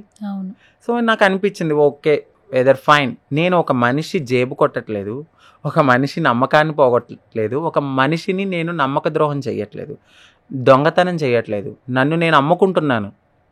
అక్కడ నాకు అనిపించింది, నన్ను నేను అమ్ముకుంటున్నాను, నేను సెక్స్ వర్క్ చేసుకుంటున్నాను, నువ్వు రావద్దు నా లైఫ్లోకి, నువ్వులానే ఉండు, నీ లైఫ్లోనే ఉండు, నీకు నిజంగానే ఇష్టం ఉంటే ఎప్పుడైనా వచ్చి కలిసి వెళ్ళిపో, అంతేగాని నా లైఫ్లోకి రావద్దు, నువ్వు నన్ను పెళ్లి చేసుకోవద్దని చెప్పినా ఓకే, నీ లైఫ్ నువ్వు హ్యాపీగా ఉంటాయి, ఎల్లకాలం ఇలా చెయ్యం కదా, సో నేను చూసుకుంటాను అన్నాకనే. సో మేలో నేను ఇల్లు కట్టే వరకు నాకు కొంచెం కమిట్మెంట్ కావాలి. సో నేను ఎందుకంటే నా లైఫ్ని నేను మా ఫ్యామిలీ కోసం నేను సాక్రిఫైస్ చేయలేను, నువ్వు ఉంటావో లేదో తెలియదు కదా అని చెప్పి నేను ఆ పర్సన్కి చెప్పాను. ఓకే అన్నారు. తర్వాత చిన్న ఇష్యూస్ అవి ఇవి తెలిసిపోయింది ఆ పర్సన్ వేరే వాళ్ళతో కాంటాక్ట్లో ఉన్నారు, దానికోసమే నాతో గొడవ ఇవన్నీ అని. బట్ ఓకే, ఎక్కడున్నా హ్యాపీగా ఉండాలి, సంతోషంగా ఉండాలి. తన లైఫ్లోకి నేను వెళ్ళను, నా లైఫ్లోకి తను రాడు, కాబట్టి ఎక్కడున్నా హ్యాపీగా ఉండాలని నేనైతే మనస్ఫూర్తిగా కోరుకుంటాను. మాకున్న స్వభావం అది. మమ్మల్ని మోసం చేసినా కూడా మేము వాళ్ళని బాధ పెట్టాలని అనుకోను. సో నేను ఇప్పటికీ ఎక్కువగా ఎందుకు మాట్లాడలేదంటే, నా లైఫ్లో ఏదైనా ఒక పెద్ద పెయిన్ ఉంది అంటే అదొక్కటే, నేను చెప్పలేను. ఎందుకంటే నేను చెప్పడం వల్ల ఎదుటి వాళ్ళ లైఫ్ కూడా కొలాబ్ అవుతుంది. ఎందుకు, వాళ్ళకు వేరే అమ్మాయితో లవ్లో ఉంటారు, వాళ్ళు ఫీల్ అవుతారని నేను ఎక్కడ ఏం మాట్లాడలేదు. తన లైఫ్లోకి నేను వెళ్ళను, నా లైఫ్లోకి తను రాడు. నాకున్నదల్లా ఒక ఫ్యామిలీ, అంతే. ఫ్యామిలీని బాగా చూసుకోవాలి. బట్ ఏమో తెలీదు, ఫ్యూచర్ ఎలా ఉంటుందో కూడా నాకు తెలీదు. ఉన్న వాళ్ళు హ్యాపీగా ఉండాలంతే. అసలు నీ లైఫ్లోకి వచ్చిన ఫస్ట్ పర్సన్ అదే లవ్ అని క్యూరియస్ లాగా ముందుకెళ్ళింది, పబ్లిక్లో చెప్పడం మొదలు పెట్టావు చాలా ధైర్యంగా. ఫస్ట్ చాలామంది అంటుంటారు కదా సెలబ్రిటీ ఫేమ్ కావాలని. ఒక్కోసారి సెలబ్రిటీ ఫేమ్ చాలా ఇబ్బంది పెడుతూ ఉంటుంది, నెగిటివిటీని తీసుకొస్తుంది. నీ లైఫ్ జర్నీ ఎగ్జాంపుల్. యాక్చువల్లీ నువ్వు సోలో ఉన్నప్పుడు ఒక 10 మందికి తెలిసేమో, బట్ కపుల్గా వస్తే 100 మందికి తెలిసింది, విడిపోతే 1000 మందికి తెలిసింది. తర్వాత చాలా మంది మాట్లాడుతూ ఉన్నారు. కానీ కలిస్తే మనిషి తెలుస్తారు అంటారు కదా. ఇప్పటికి కూడా మేబీ ఆయన చూస్తే ఆయన చేసింది ఖచ్చితంగా రగలేదు. ఎందుకంటే ఆయన టాపిక్ వచ్చినప్పుడు నువ్వు ఏడుస్తున్నావు తప్పితే వేరే మాటలు అన్నట్లా. అదే ఒక లేడీ అనుకో, శాపనార్థాలు పెడతారు, వాళ్ళు నాశనం అవుతారంటారు, మీడియాకి లాగుతారు. రెడ్ హ్యాండెడ్గా పట్టుకున్న వీడియోస్ రిలీజ్ చేస్తారు, ఎందుకంటే వాళ్ళ కెరీర్ ఉండదు. ఆ మూమెంట్లో ఆలోచన శక్తి ఉండదు ఆడపిల్లకు కూడా. నన్ను మోసం చేశాడు, నన్ను పెళ్ళి అని చెప్పి నన్ను ఇది చేశాడని చెప్పేస్తారు. కానీ నువ్వు ట్రాన్స్లో ఉండి కూడా బాధ నువ్వే దిగమింగావు తప్పితే నువ్వు ఇప్పటికొచ్చి ఏ రోజు డైరెక్ట్గా ఈ ప్రూఫ్ ఉందని చెప్పలే ఎక్కడ. చెప్పలేదు, ఉన్నా కూడా నేను చెప్పలేదు. ఎందుకు అంటే పర్సన్ అనేది చెప్పినప్పుడు 10 చెప్తాను. నేను ముందే చెప్పాను పెళ్ళి అనేది వద్దు, పెళ్ళి దాకా తీసుకెళ్ళింది ఆ పర్సనే. సో ఇంటర్వ్యూకి కూడా వద్దు అనే చెప్పాను. నా ఫస్ట్ ఇంటర్వ్యూ ఇస్తున్నప్పుడు కూడా నేను స్కిప్ చేసేసాను. వద్దు వద్దు వద్దు అని ప్రతి ఇంటర్వ్యూకి నేను స్కిప్ చేసుకుంటాను. ఫస్ట్ మా కమ్యూనిటీలో ట్రాన్స్లో స్నేహ గారు చేశారు. ఆ ఇంటర్వ్యూ చాలా బాగా వెళ్ళేసరికి సుమన్ టీవీ నుంచి కాల్ వచ్చింది. ఇట్లా నేనేమన్నానంటే ఇప్పుడు హ్యాపీగానే ఉంటుంది, వద్దు, ఎందుకంటే ఇప్పుడు మనం ఉన్ననాళ్ళే హ్యాపీగా ఉంటాం. నువ్వు ఆదర్శంగా ముందుకెళ్ళి లెక్చర్లు స్పీచ్లు ఇచ్చేస్తావు, దాని తర్వాత మనల్ని చూసి ఒక 10 మంది ట్రాన్స్ ఇన్స్పైర్ అయ్యి బయటకు వస్తారు. వాళ్ళకి ఏమైనా ప్రాబ్లం అయితే ఇప్పుడు నేను స్ట్రాంగ్గా ఉన్నాను, అందరూ స్ట్రాంగ్గా ఉండరు కదా, వాళ్ళ చావులో కూడా నా వాటా నువ్వు ఇవ్వాలనుకోవద్దు, వద్దు అని చెప్పాను. వద్దు వద్దు మనకు వద్దు, హ్యాపీగా ఉందాం, కలిసి ఉందాం, ఇష్టం లేకపోతే నువ్వు దూరంగా ఉండు, నేను దూరంగా ఉంటాను. ఇదే నేను అయితే మాట్లాడింది ఇదే. బట్ రోజు రోజుకి మేము వెళ్తున్న టైంకి ఆ పర్సన్లో చేంజెస్ రావడము, జాబ్ పోవడము, ఆ ఇంటి రెంట్ నేనే కట్టడము, కార్ ఈఎంఐ నేనే కట్టడము, ఇంట్లో నేనే చూసుకోవడం, సమ్టైమ్స్ తనని చూసుకోవడం. బట్ ఒక 11 months అయితే అట్లా జరిగిన సిచ్యువేషన్లో నేను రియలైజ్ అయ్యాను, ఓకే నేను కరెక్ట్గానే ఉన్నాను. దీన్ని నమ్ముకుని ఉంటే నేను ప్రాబ్లం ఫేస్ చేసేదాన్ని. బట్ అప్పటికి కూడా నేను చాలా బూస్టింగ్ ఇచ్చేదాన్ని, మంచి జాబ్ చేయి, వచ్చిన దాంట్లో హ్యాపీగా ఉందాం. సరే ఈ లగ్జరీ లైఫ్ లేకపోతే 20,000 30,000 వస్తే ఏముంది, ఒక చిన్న రూమ్లోనే కలిసి ఉందాం, 5,000 రూమ్లోనే. లేకపోతే మనం ఇల్లు కట్టుకున్నాం, నేను అక్కడికి వెళ్ళిపోతాను, నువ్వు నా కోసం మంత్లీయో లేకపోతే 15 daysకి ఒకసారి రా. చెప్పాను, నేను అన్నీ చెప్పాను నేను. సో ఆ టైంలో నేను తనని చాలా బూస్టప్ ఇచ్చాను. బట్ తనకి నేను ఓపెన్ బుక్ అని అందుకే చెప్తున్నాను, నేను ఎక్కడా ఏది దాయలేదు. తను ఏది తీసుకొచ్చి మీడియా ముందుకు వచ్చినా వెంటనే నేను కూడా వచ్చి దీనికి ముందు ఇది జరిగింది నేను చెప్పుకోగలను. ఎందుకంటే ఒక పర్సన్ని నేను ఇష్టపడి బయటకు వచ్చాను, ఇంత పబ్లిసిటీ అయిపోయాను, అంతా తెలిసిపోయింది. అది నాకు పాజిటివ్గాను హ్యాపీనెస్ ఇచ్చింది, నెగిటివ్గాను సాడ్నెస్ ఇచ్చింది. బట్ నేను రెండూ కూడా తీసుకుంటాను. ఎందుకంటే నువ్వు సోషల్ మీడియాలకు రాకముందే నువ్వు ఆలోచించుకోవాలి. నువ్వు స్ట్రాంగ్ ఉంటేనే రా, లేకపోతే రావద్దు. 10 రాళ్ళు ఇసురుతారు ఖచ్చితంగా, 9 తప్పించుకుంటే ఎక్కడో ఒకటి తగులుతుంది. సో ఆ నొప్పిని మనం తీసుకోవాలి. నేను అది తీసుకుని ముందుకెళ్తున్నాను, వెళ్ళాను.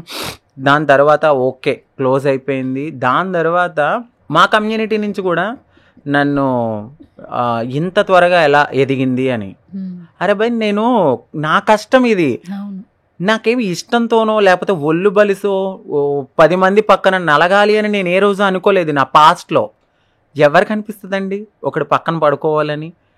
మాకు కూడా లైఫ్ ఉండాలి కదా, మేము కూడా మనుషులమే కదా, మేము సెల్ఫ్గా బ్రతకాలనుకుంటాం కదా.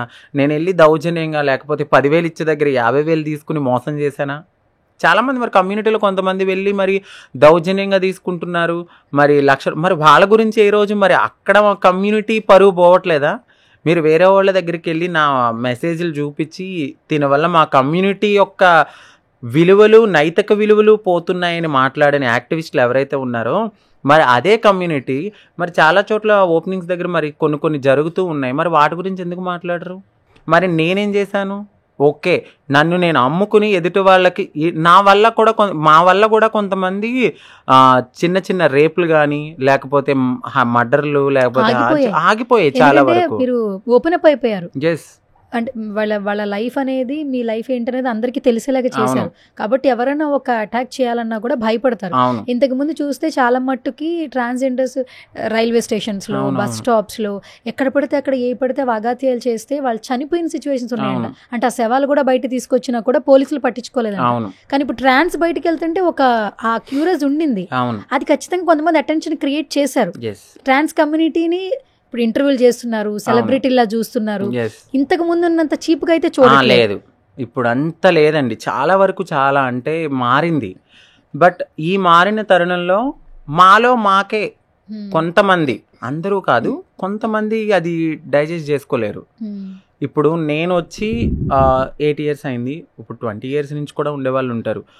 అదేంటి ఈ అమ్మాయి ఇంత త్వరగా వచ్చి ఏంటి ఎంత త్వరగా ఏంటి అసలు అనేది. ఓకే, ఈ పాస్ట్లో ఇప్పుడు నేను చేయకపోవచ్చు, పాస్ట్లో అందరూ చేసిన వచ్చిన వాళ్ళే. ప్రతి ఒక్కరికి ఒక గతం ఉంటుంది, ఆ గతాన్ని మర్చిపోతున్నారు. సో నేను మర్చిపోలేదు కాబట్టి నేను ఇక్కడ కూర్చుని ఇంత ధైర్యంగా మాట్లాడుతున్నాను. ఎందుకంటే ఈరోజు నువ్వు నా మీద రాయేసావు, ఆ రాయి నాకు తగిలింది కాబట్టి నేను ఇంత పెయిన్తో మాట్లాడుతున్నాను. నా కమ్యూనిటీ నాకు సపోర్ట్ ఉంది 100%. ఎందుకంటే ఎవరు కూడా ఒకరి కింద నలిగిపోవాలనో లేకపోతే ఒకరి కింద చెయ్యి చాచాలనో ఏ కమ్యూనిటీ అనుకోరు. ఒక ప్లాట్ఫామ్ దొరకక అదే నువ్వు ఒక ప్లాట్ఫామ్ ఇచ్చి చూడు, 100% మమ్మల్ని మేము ప్రూవ్ చేసుకుంటాం. సో ఆ ప్లాట్ఫామ్ వచ్చే తరుణంలో కూడా కొంతమంది కమ్యూనిటీ వాళ్ళు వెనక్కి లాగేసే వాళ్ళు ఉంటారు.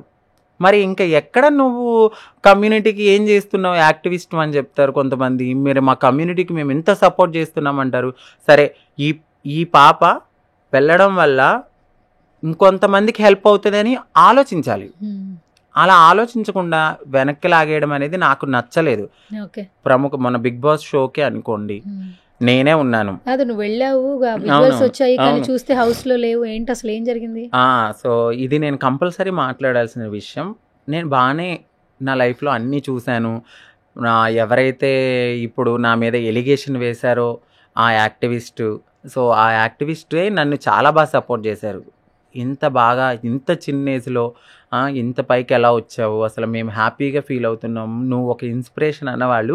ఈరోజు మా కమ్యూనిటీ పరువు పోయేలాగా ఉంది, తనని తీసుకోవద్దని నువ్వు ఎంత పెద్ద స్టేట్మెంట్ ఇచ్చావో, సో ఆ స్టేట్మెంట్కి ముందు నువ్వు నన్ను ఎంత పొగిడావో ఆలోచించు. ఇక్కడే నీకు 2 షేడ్స్ ఉన్నాయి. నువ్వు సెలెక్ట్ అయ్యో, నేను సెలెక్ట్ అయ్యాను. నువ్వు నేనే కాదు, చాలామంది సెలెక్ట్ అయ్యారు అక్కడ కమ్యూనిటీ నుంచి. ఒక నలుగురులో లాస్ట్లో నేనే వచ్చాను.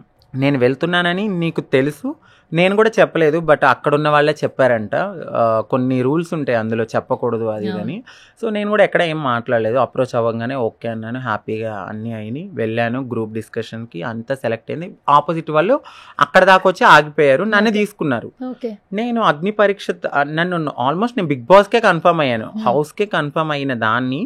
సో అగ్ని పరీక్ష షో ద్వారా సో కమ్యూనిటీ నుంచి కూడా రిప్రజెంట్ చేస్తూ ముందుకు వెళ్ళాలి కాబట్టి అక్కడ నన్ను పార్టిసిపేట్ చేయమన్నారు. సో నేను కూడా లోపలికి వెళ్ళాను. నన్ను శ్రీముఖి గారు ఇంట్రడక్షన్ ఇచ్చారు, నేమ్ చదివారు. నేను స్టేజ్ ఎక్కుతున్నాను, బ్యాక్ సైడ్ ఆపేశారు. అప్పుడే కట్ చేస్తే ఆగిపోయాను నేను. అప్పుడే వెంటనే ఆ టైంలో మా కమ్యూనిటీకి సంబంధించిన వాళ్ళు కూడా అక్కడ ఉన్నారు. ఓకే, మీరున్నారు, మీరు ఒక ట్రాన్స్, ఆపోజిట్ వాళ్ళు ఒక ట్రాన్స్, నేను ఒక ట్రాన్సే. నేను కమ్యూనిటీలో లేకుండా ఉన్నానా, పోనీ నైతిక విలువలు ఏమైనా పోయినాయా?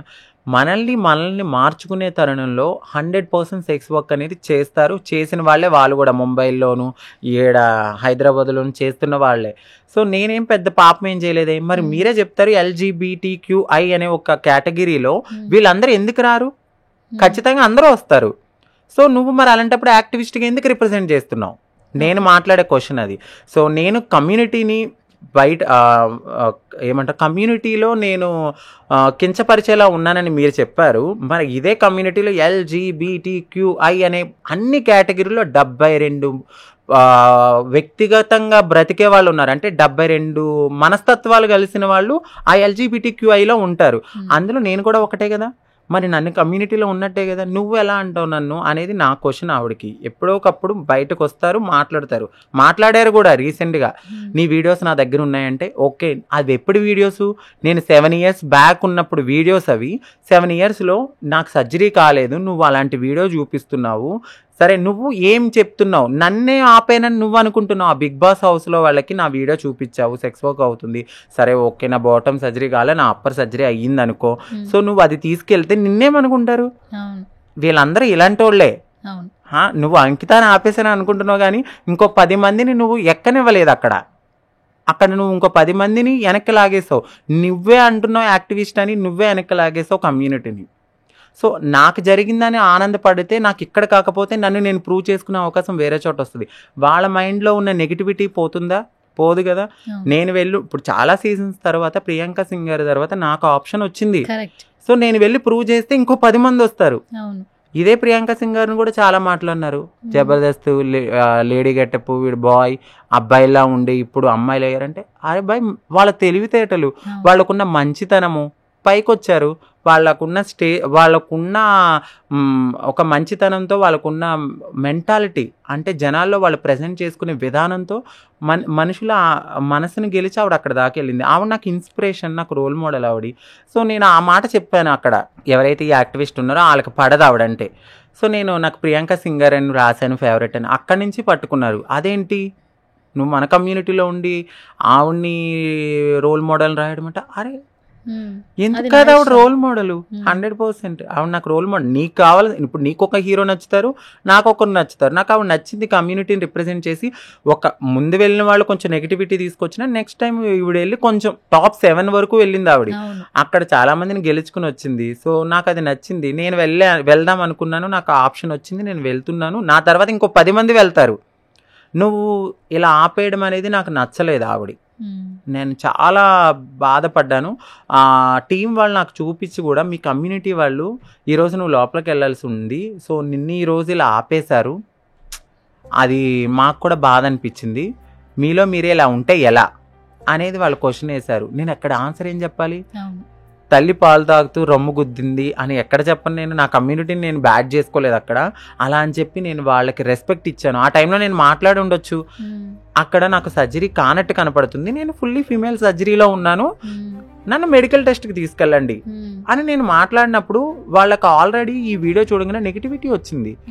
సో వాళ్ళు ఎన్ని చెప్పినా వాళ్ళు వినరు.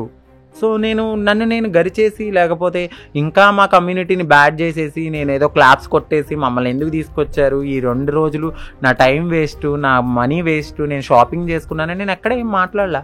I respect. నేను నా కమ్యూనిటీయే నాకు మంచిగా ఉండుంటే సో వాళ్ళు నన్ను ఈరోజు క్వశ్చన్ చేయరు. సో మాలో తప్పు ఉంది, అందుకని చెప్పి నేను అది యాక్సెప్ట్ చేసి ఓకే లీవ్ ఇట్, ఇది ఒక్కటే నాకు కాదు, ఈ ఒక్క షోతో నేనేమి రాత్రికి స్టార్ అయిపోను కదా. నాలో ఉన్న పట్టుదల డెఫినెట్లీ ఏదో ఒక రోజు వాళ్ళ నుంచే కానీ, లేకపోతే ఇంకేదైనా మంచి ఆపర్చునిటీ కానీ వస్తుంది. లీవ్ దెమ్ అని చెప్పి నేను లీవ్ చేశాను. బాధపడుతూ వచ్చాను. దాని తర్వాత నన్ను చాలామంది క్వశ్చన్స్ వేశారు కింద, మీరు వెళ్ళారా, మీకు ఏమైంది, ఎందుకు మీరు టాలెంట్ లేక వచ్చేసారా అన్నప్పుడు నేను అది తీసుకోలేకపోయాను. సో ఓకే నేను ఇలా వెళ్ళానండి, నా కమ్యూనిటీ వాళ్ళు వెనక్కలాగారు, షో తప్పైతే లేదు, నిజం చెప్తున్నాను. షో వచ్చి 100% జెన్యూన్, ఇది నేనైతే యాక్సెప్ట్ చేస్తా.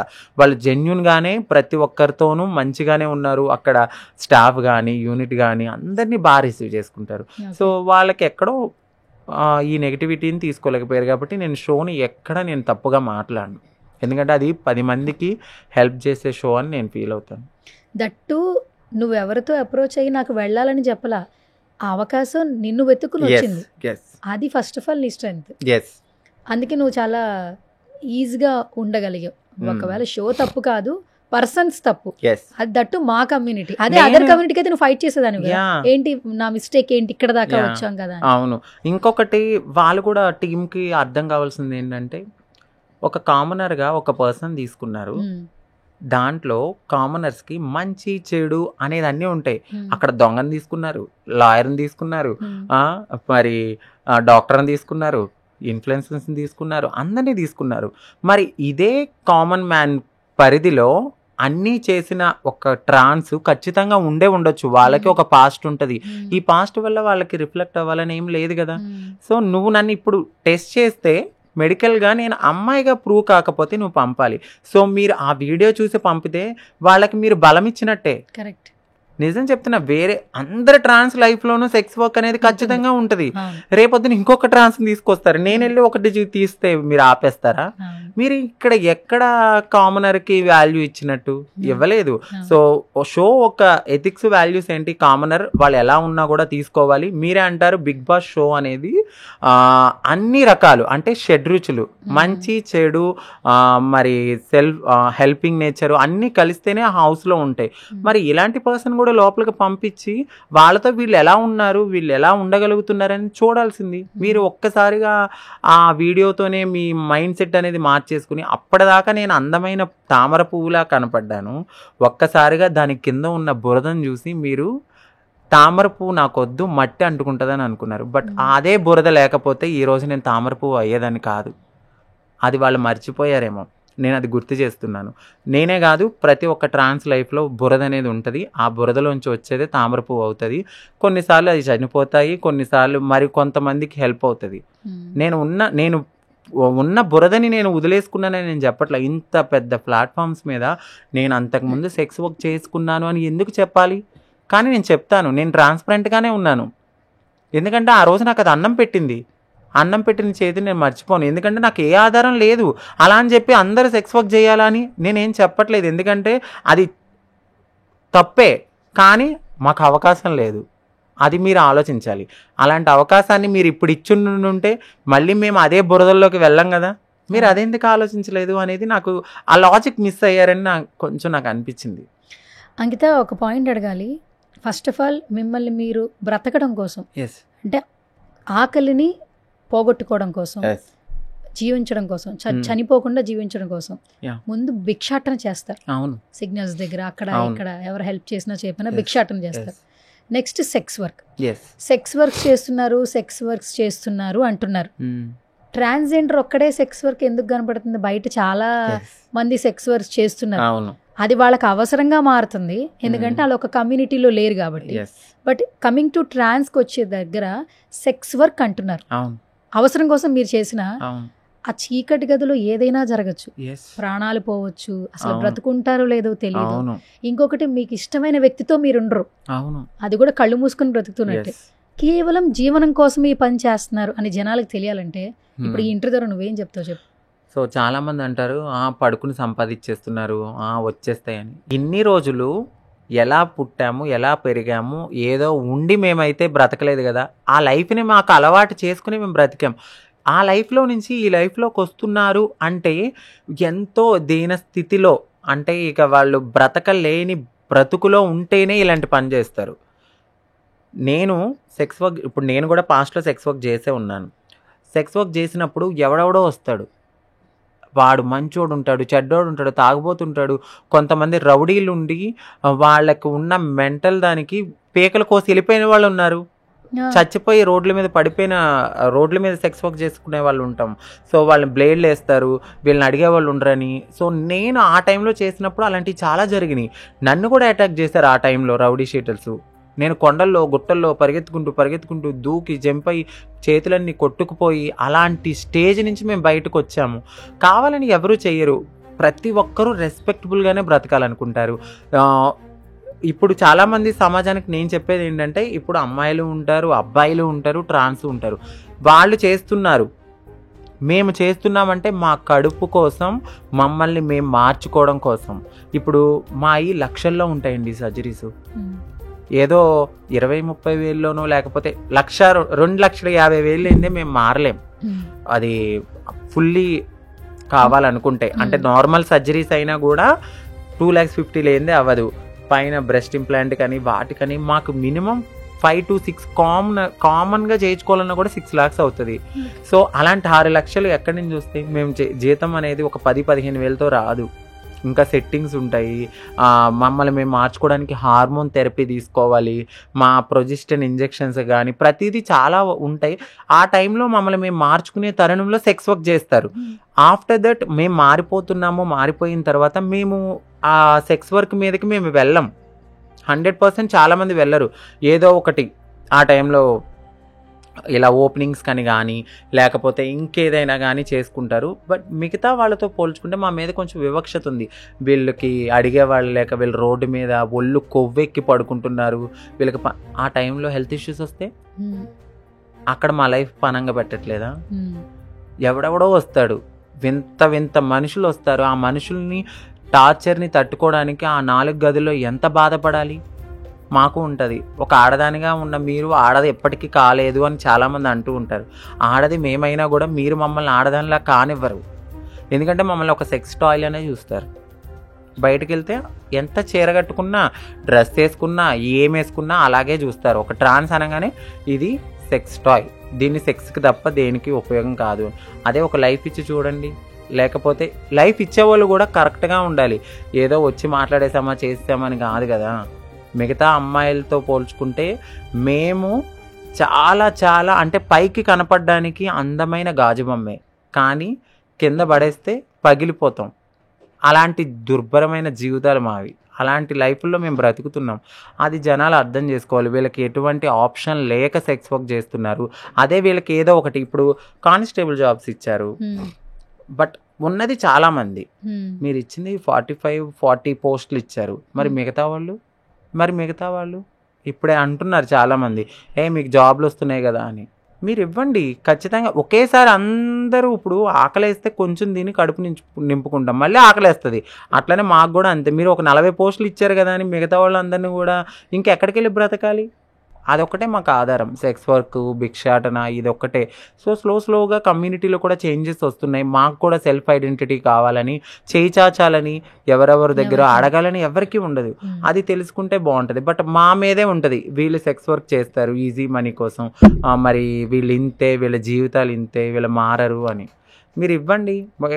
అంతెందుకు, ఒక ట్రాన్స్ హోటల్లో పెట్టుకున్నారు, ఏమని హోటల్ పెట్టుకున్నది ఆవిడ షాప్కి వెళ్ళి తిన్నవాళ్ళు లేరు. మిర్యాలగూడ సైడ్ ఒక ఆవిడ ట్రాన్స్ అని చెప్తారు లెక్చర్లు, బాగానే. బ్రతికేవాడికి తెలుస్తుంది.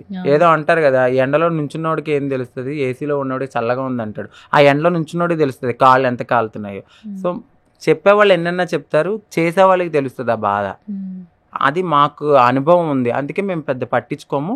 మేము ఒకటే ఆలోచన, మేము ఏమనుకుంటామంటే మా వల్ల ఎవరికి అన్యాయం జరగకూడదు, మా వల్ల ఎవరి లైఫ్ స్పాయిల్ కాకూడదు, ఎవరిని మేము ఇబ్బంది పెట్టకూడదని అనుకుంటాం. బట్ ఎక్కడో ఒక సిచ్యువేషన్లో మంచి చెడు అనేది ఉంటుంది. అమ్మాయిలు అబ్బాయిలు ఇద్దరిలో చెడ్డ మంచి ఉంటారు, మాలో కూడా మంచి చెడు ఉంటుంది. కొంతమంది ఎవరైనా అలాంటివి చేసినా కూడా మా దాకా వస్తే డెఫినెట్లీ మా పెద్దవాళ్ళు ఖండిస్తారు, 100% ఖండిస్తారు. ఇది తప్పు, మీరు ఇలా చేయకూడదు అని. మమ్మల్ని మేము మార్చుకుంటూనే ముందుకెళ్తాము. అందరిలానే మా లైఫ్ కూడా. ఇంకా మీకైనా బ్లడ్ రిలేషన్స్తో హ్యాపీగా ఉంటారు. మాకు ఎక్కడ పుట్టామో తెలియదు, ఎక్కడ బ్రతికామో తెలియదు, బట్ మేమంతా కలిసే ఉంటాం.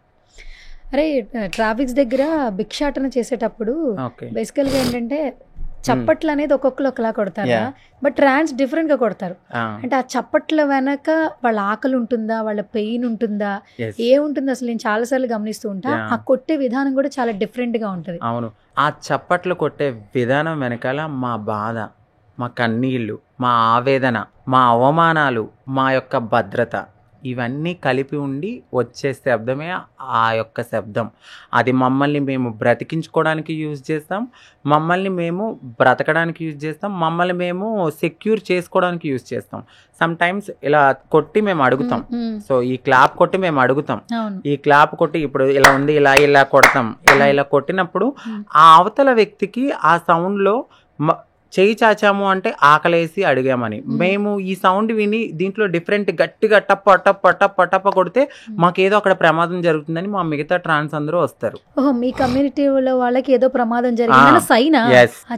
అంటే కొంతమంది ఆకతాయిలు ఉంటారు ఈ సిగ్నల్స్ దగ్గర. మార్నింగ్ అంతా బాగానే ఉంటుంది, ఈవినింగ్ వచ్చేసరికి కొంచెం డ్రింక్ చేసి వీళ్ళు అప్పుడే డే 1లో ఉన్న పిల్లలు ఉంటారు అక్కడ. సో వాళ్ళకి సర్జరీస్ కావు కదా, వాళ్ళు బ్రతికించుకోవడానికి వెళ్తున్న టైంలో వాళ్ళది విగ్స్ లాగడము, లేకపోతే ఇట్లా మేకప్ మీద నీళ్లు కొట్టడము, వాళ్ళ బట్టల్ని వెనక లాగడము చేసినప్పుడు వాళ్ళకి భయం వేస్తుంది. సో ఏంటి ఎవరో అని ఆ టైంలో టక్ టక్ టక్ అని గట్టిగా సెక్యూర్ కోసం కొడతారు. ఇంకొకటి అడగడానికి అమౌంట్, అంటే మేము ఇలా ఉన్నాము, మమ్మల్ని మేము బ్రతికించుకోవడానికి ₹1 ఇవ్వండి అని అడిగేవాళ్ళు కూడా.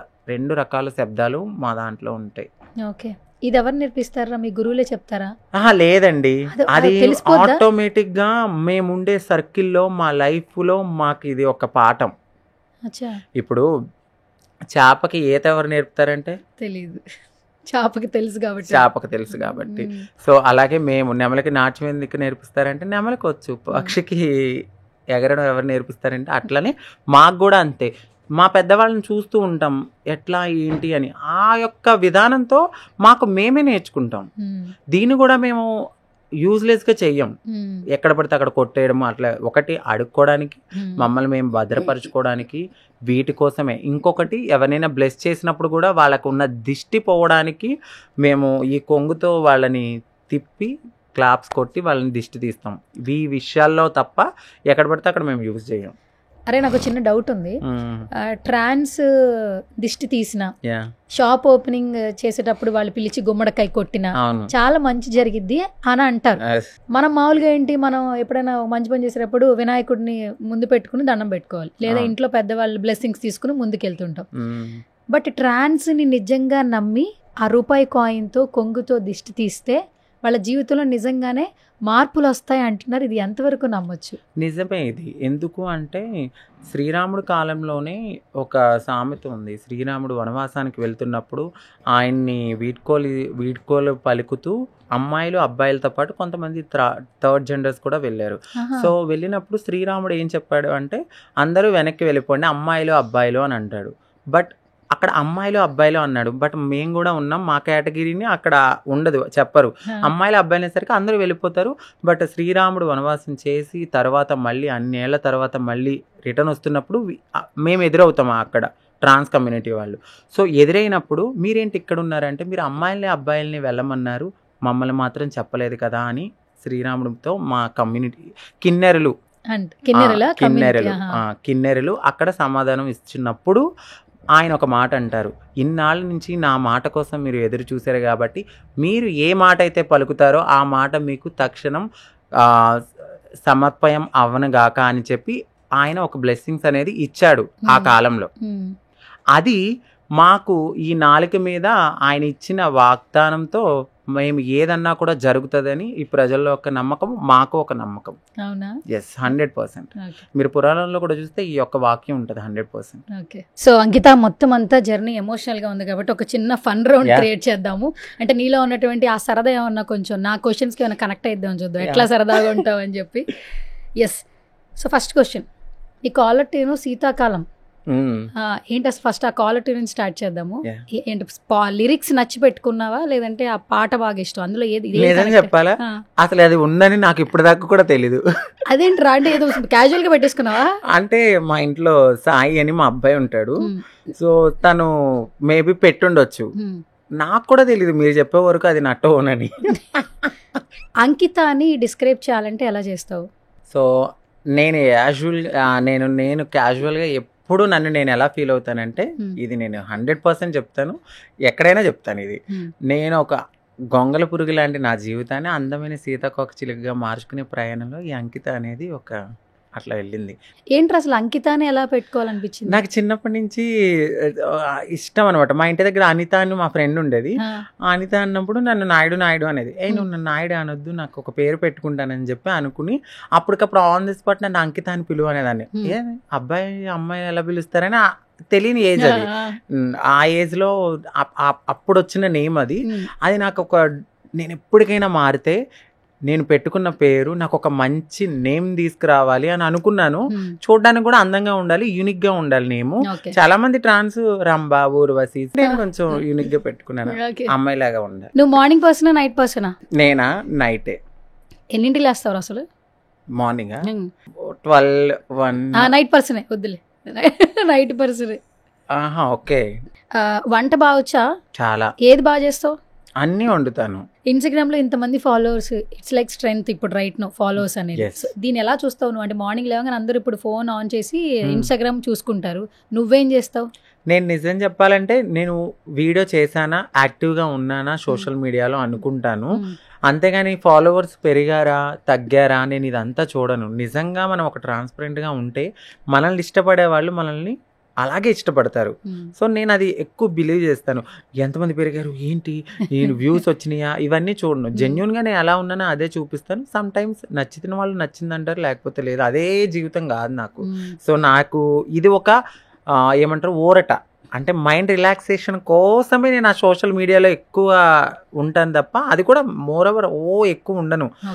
మా యూట్యూబ్ గురించి కానీ లేకపోతే కంటెంట్ గురించి కానీ.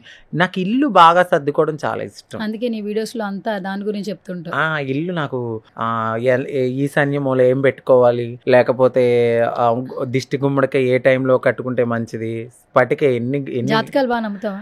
అంటే జాతకాల కన్నా కొన్ని ఉంటాయండి. గ్రహాలు నమ్ముతావా? అంటే కొన్ని జరుగుతాయి. మన రాశి ఫలాలను బట్టి నిజంగానే కొన్ని అంటే అలా అని చెప్పి ఏదో చెయ్యి ఇచ్చేసి వాడు మన జీవితాన్ని మార్చేస్తాడు అంటే అది రాంగ్.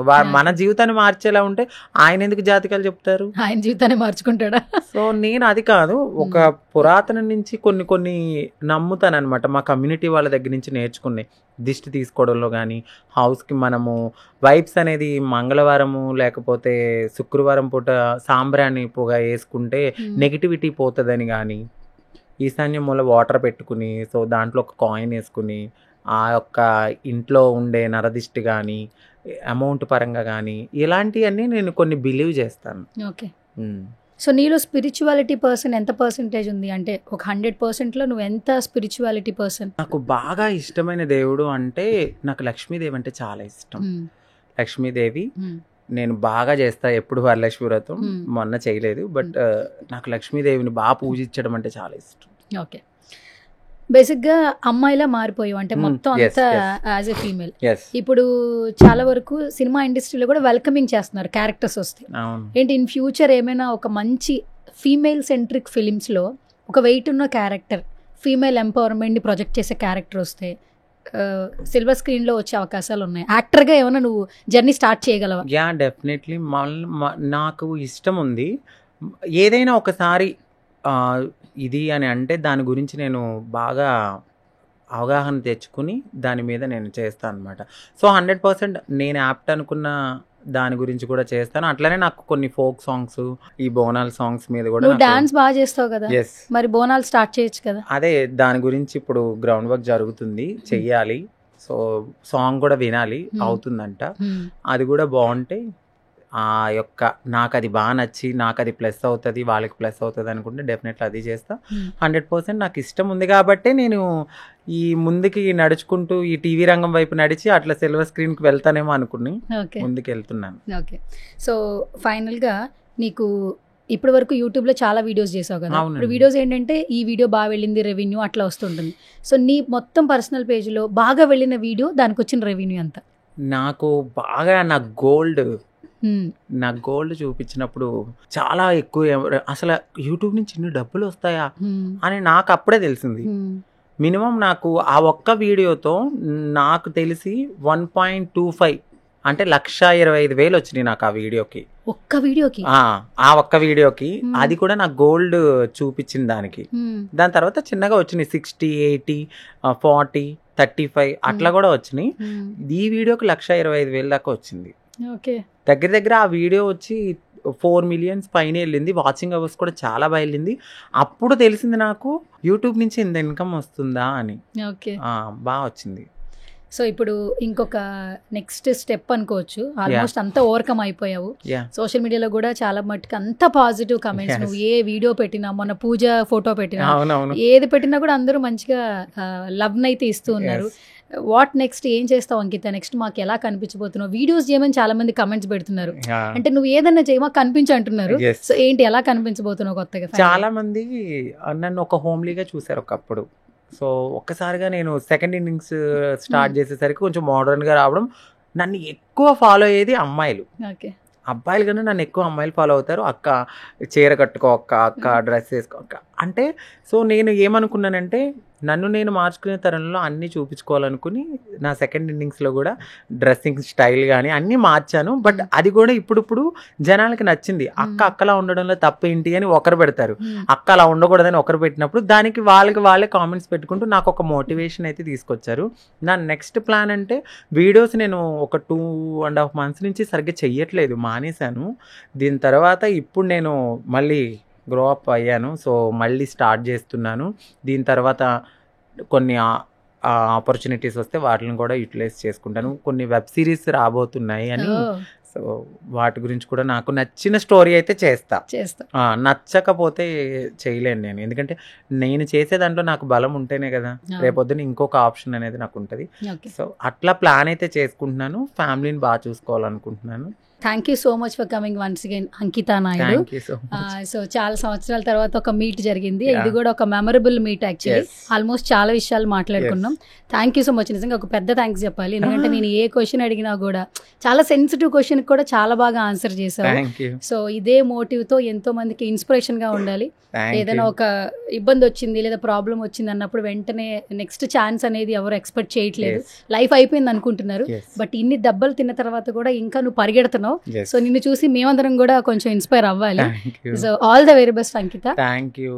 సో అంకిత, ఆల్మోస్ట్ ఒక 2 years నుంచి చాట్ చేస్తున్నా నీతో, 3 years నుంచి ఫాలో అవుతున్నా. బట్ వన్ ఫైన్ డే అన్నట్టు ఈ రోజు నాకు ఇంటర్వ్యూ చేయడానికి అవకాశం వచ్చింది. సో మెమరబుల్ మూమెంట్ ఇద్దరికి ఉండాలి కాబట్టి ఒక చిన్న సర్ప్రైజ్, అంటే నువ్వు నాకు గిఫ్ట్ ఇచ్చావు ఇంటర్వ్యూ రూపంలో, బట్ నీకు ఒక చిన్న సర్ప్రైజ్ ప్లాన్ చేసా. అది నచ్చుతుందని అనుకుంటున్నా, డెఫినెట్గా నచ్చుద్ది. ఓకే అంటే ఆ సర్ప్రైజ్ షూరా? ఓకే. సువర్ణతో సరదాగా అని ఒక షో పెట్టా. సో అదంతా చాలా సరదాగానే ఇంటర్వ్యూస్ చేస్తూ ఉన్నా సెలబ్రిటీస్తో.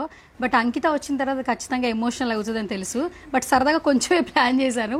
సర్ప్రైజ్ అన్నాను కదా, ట్రాన్స్ కమ్యూనిటీలోకి వచ్చిన ప్రతి ఒక్కరూ అమ్మాయిగా మారటానికి, అమ్మాయిగా మలుచుకోవడానికి వాళ్ళ యొక్క ప్రాణాలను పణంగా పెట్టి మరి ఆ జర్నీని స్టార్ట్ చేస్తూ ఉంటారు. అందంగా రెడీ అవుతుంటారు. అంటే మనం అంటాం కదా, కడుపుకు తింటే చాలు, మనం బాగుంటే చాలని మనం అనుకుంటూ ఉంటాము. వాళ్ళు వాళ్ళ కడుపు నింపుకోవటం కోసం కొన్ని పనులు చేస్తూ ఉన్నా కూడా వాళ్ళు చాలా అందంగా నీట్గా ఒక అమ్మ ఎలా ఉంటుందో అలా రెడీ అవ్వడానికి విశ్వ ప్రయత్నాలు చేస్తారని చెప్పొచ్చు. సో అలాంటి అంకితకి బెస్ట్ గిఫ్ట్ అంటే ఏముండదు, ఒక మంచి శారీ ఇస్తే చాలా బాగుంటుంది అనిపించింది. ఎందుకంటే శారీస్లో తను చాలా బాగుంటుంది కాబట్టి. సో నా సెలెక్షన్ ఎలా ఉంటుందో తెలియదు, బట్ ఒక చిన్న సర్ప్రైజ్ కింద ఒక చిన్న శారీ ఇస్తూ గిఫ్ట్ చేద్దాం అనిపించింది అనమాట. సో ఇప్పుడు స్టూడియోలో ఉన్నావు కాబట్టి first of all thank you so much for coming. Thank you so much. నిజంగా చాలా మంచి సర్ప్రైజ్, అంటే ఒక ఆడబిడ్డగా నాకైతే ఇస్తున్నారు మీరు. సో అందుకని చెప్పి నేను కూడా వెళ్ళేటప్పుడు మీకు దిష్టి తీసి అంత దిష్టి పోయి మీరు కూడా హ్యాపీగా ఉండాలని ఈ కట్నం తీసుకున్నందుకు మీకు బ్లెస్ చేసి వెళ్తా.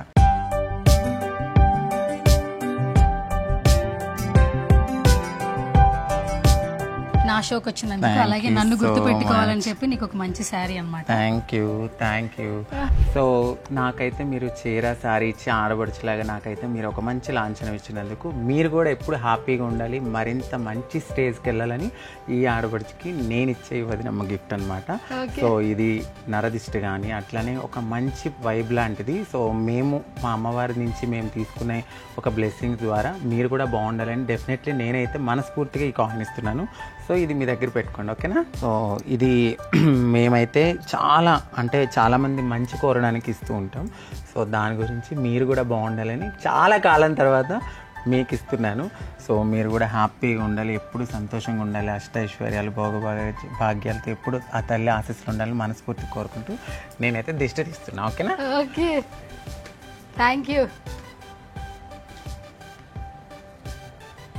మరింత మంచి స్టేజ్కి వెళ్ళాలి, సరేనా? తప్పకుండా. చాలా దిస్తుంది. Thank you so much Ankita. So నేనే కాదు, నువ్వు కూడా మరిన్ని సక్సెస్లు చూడాలని మనస్ఫూర్తిగా కోరుకుంటున్నాను. సో చాలా మట్టుకు ఏంటంటే ఏదైనా ఒక ఫేస్ చేసిన తర్వాత డిప్రెషన్లోకి వెళ్ళిపోతూ ఉంటాము, నెక్స్ట్ లైఫ్ ఏంటో అర్థం కాదు. బట్ నువ్వు అన్ని ఛాలెంజెస్ని ఓవర్కమ్ చేసి ముందుకెళ్తూ ఉన్నావు. చాలా మందికి ఇన్స్పిరేషన్గా ఉండాలి, ఎస్పెషల్లీ ఫీమేల్స్కి అని చెప్పి కోరుకుంటున్నా. సో మనకు నచ్చని ఇంకా మనం చూస్ చేసుకోవద్దు, ఇక నుంచి కొత్త జర్నీ, కొత్త అంకిత కనపడాలని కోరుకుంటున్నా. Thank you. Yeah. Thank you so much. Yeah.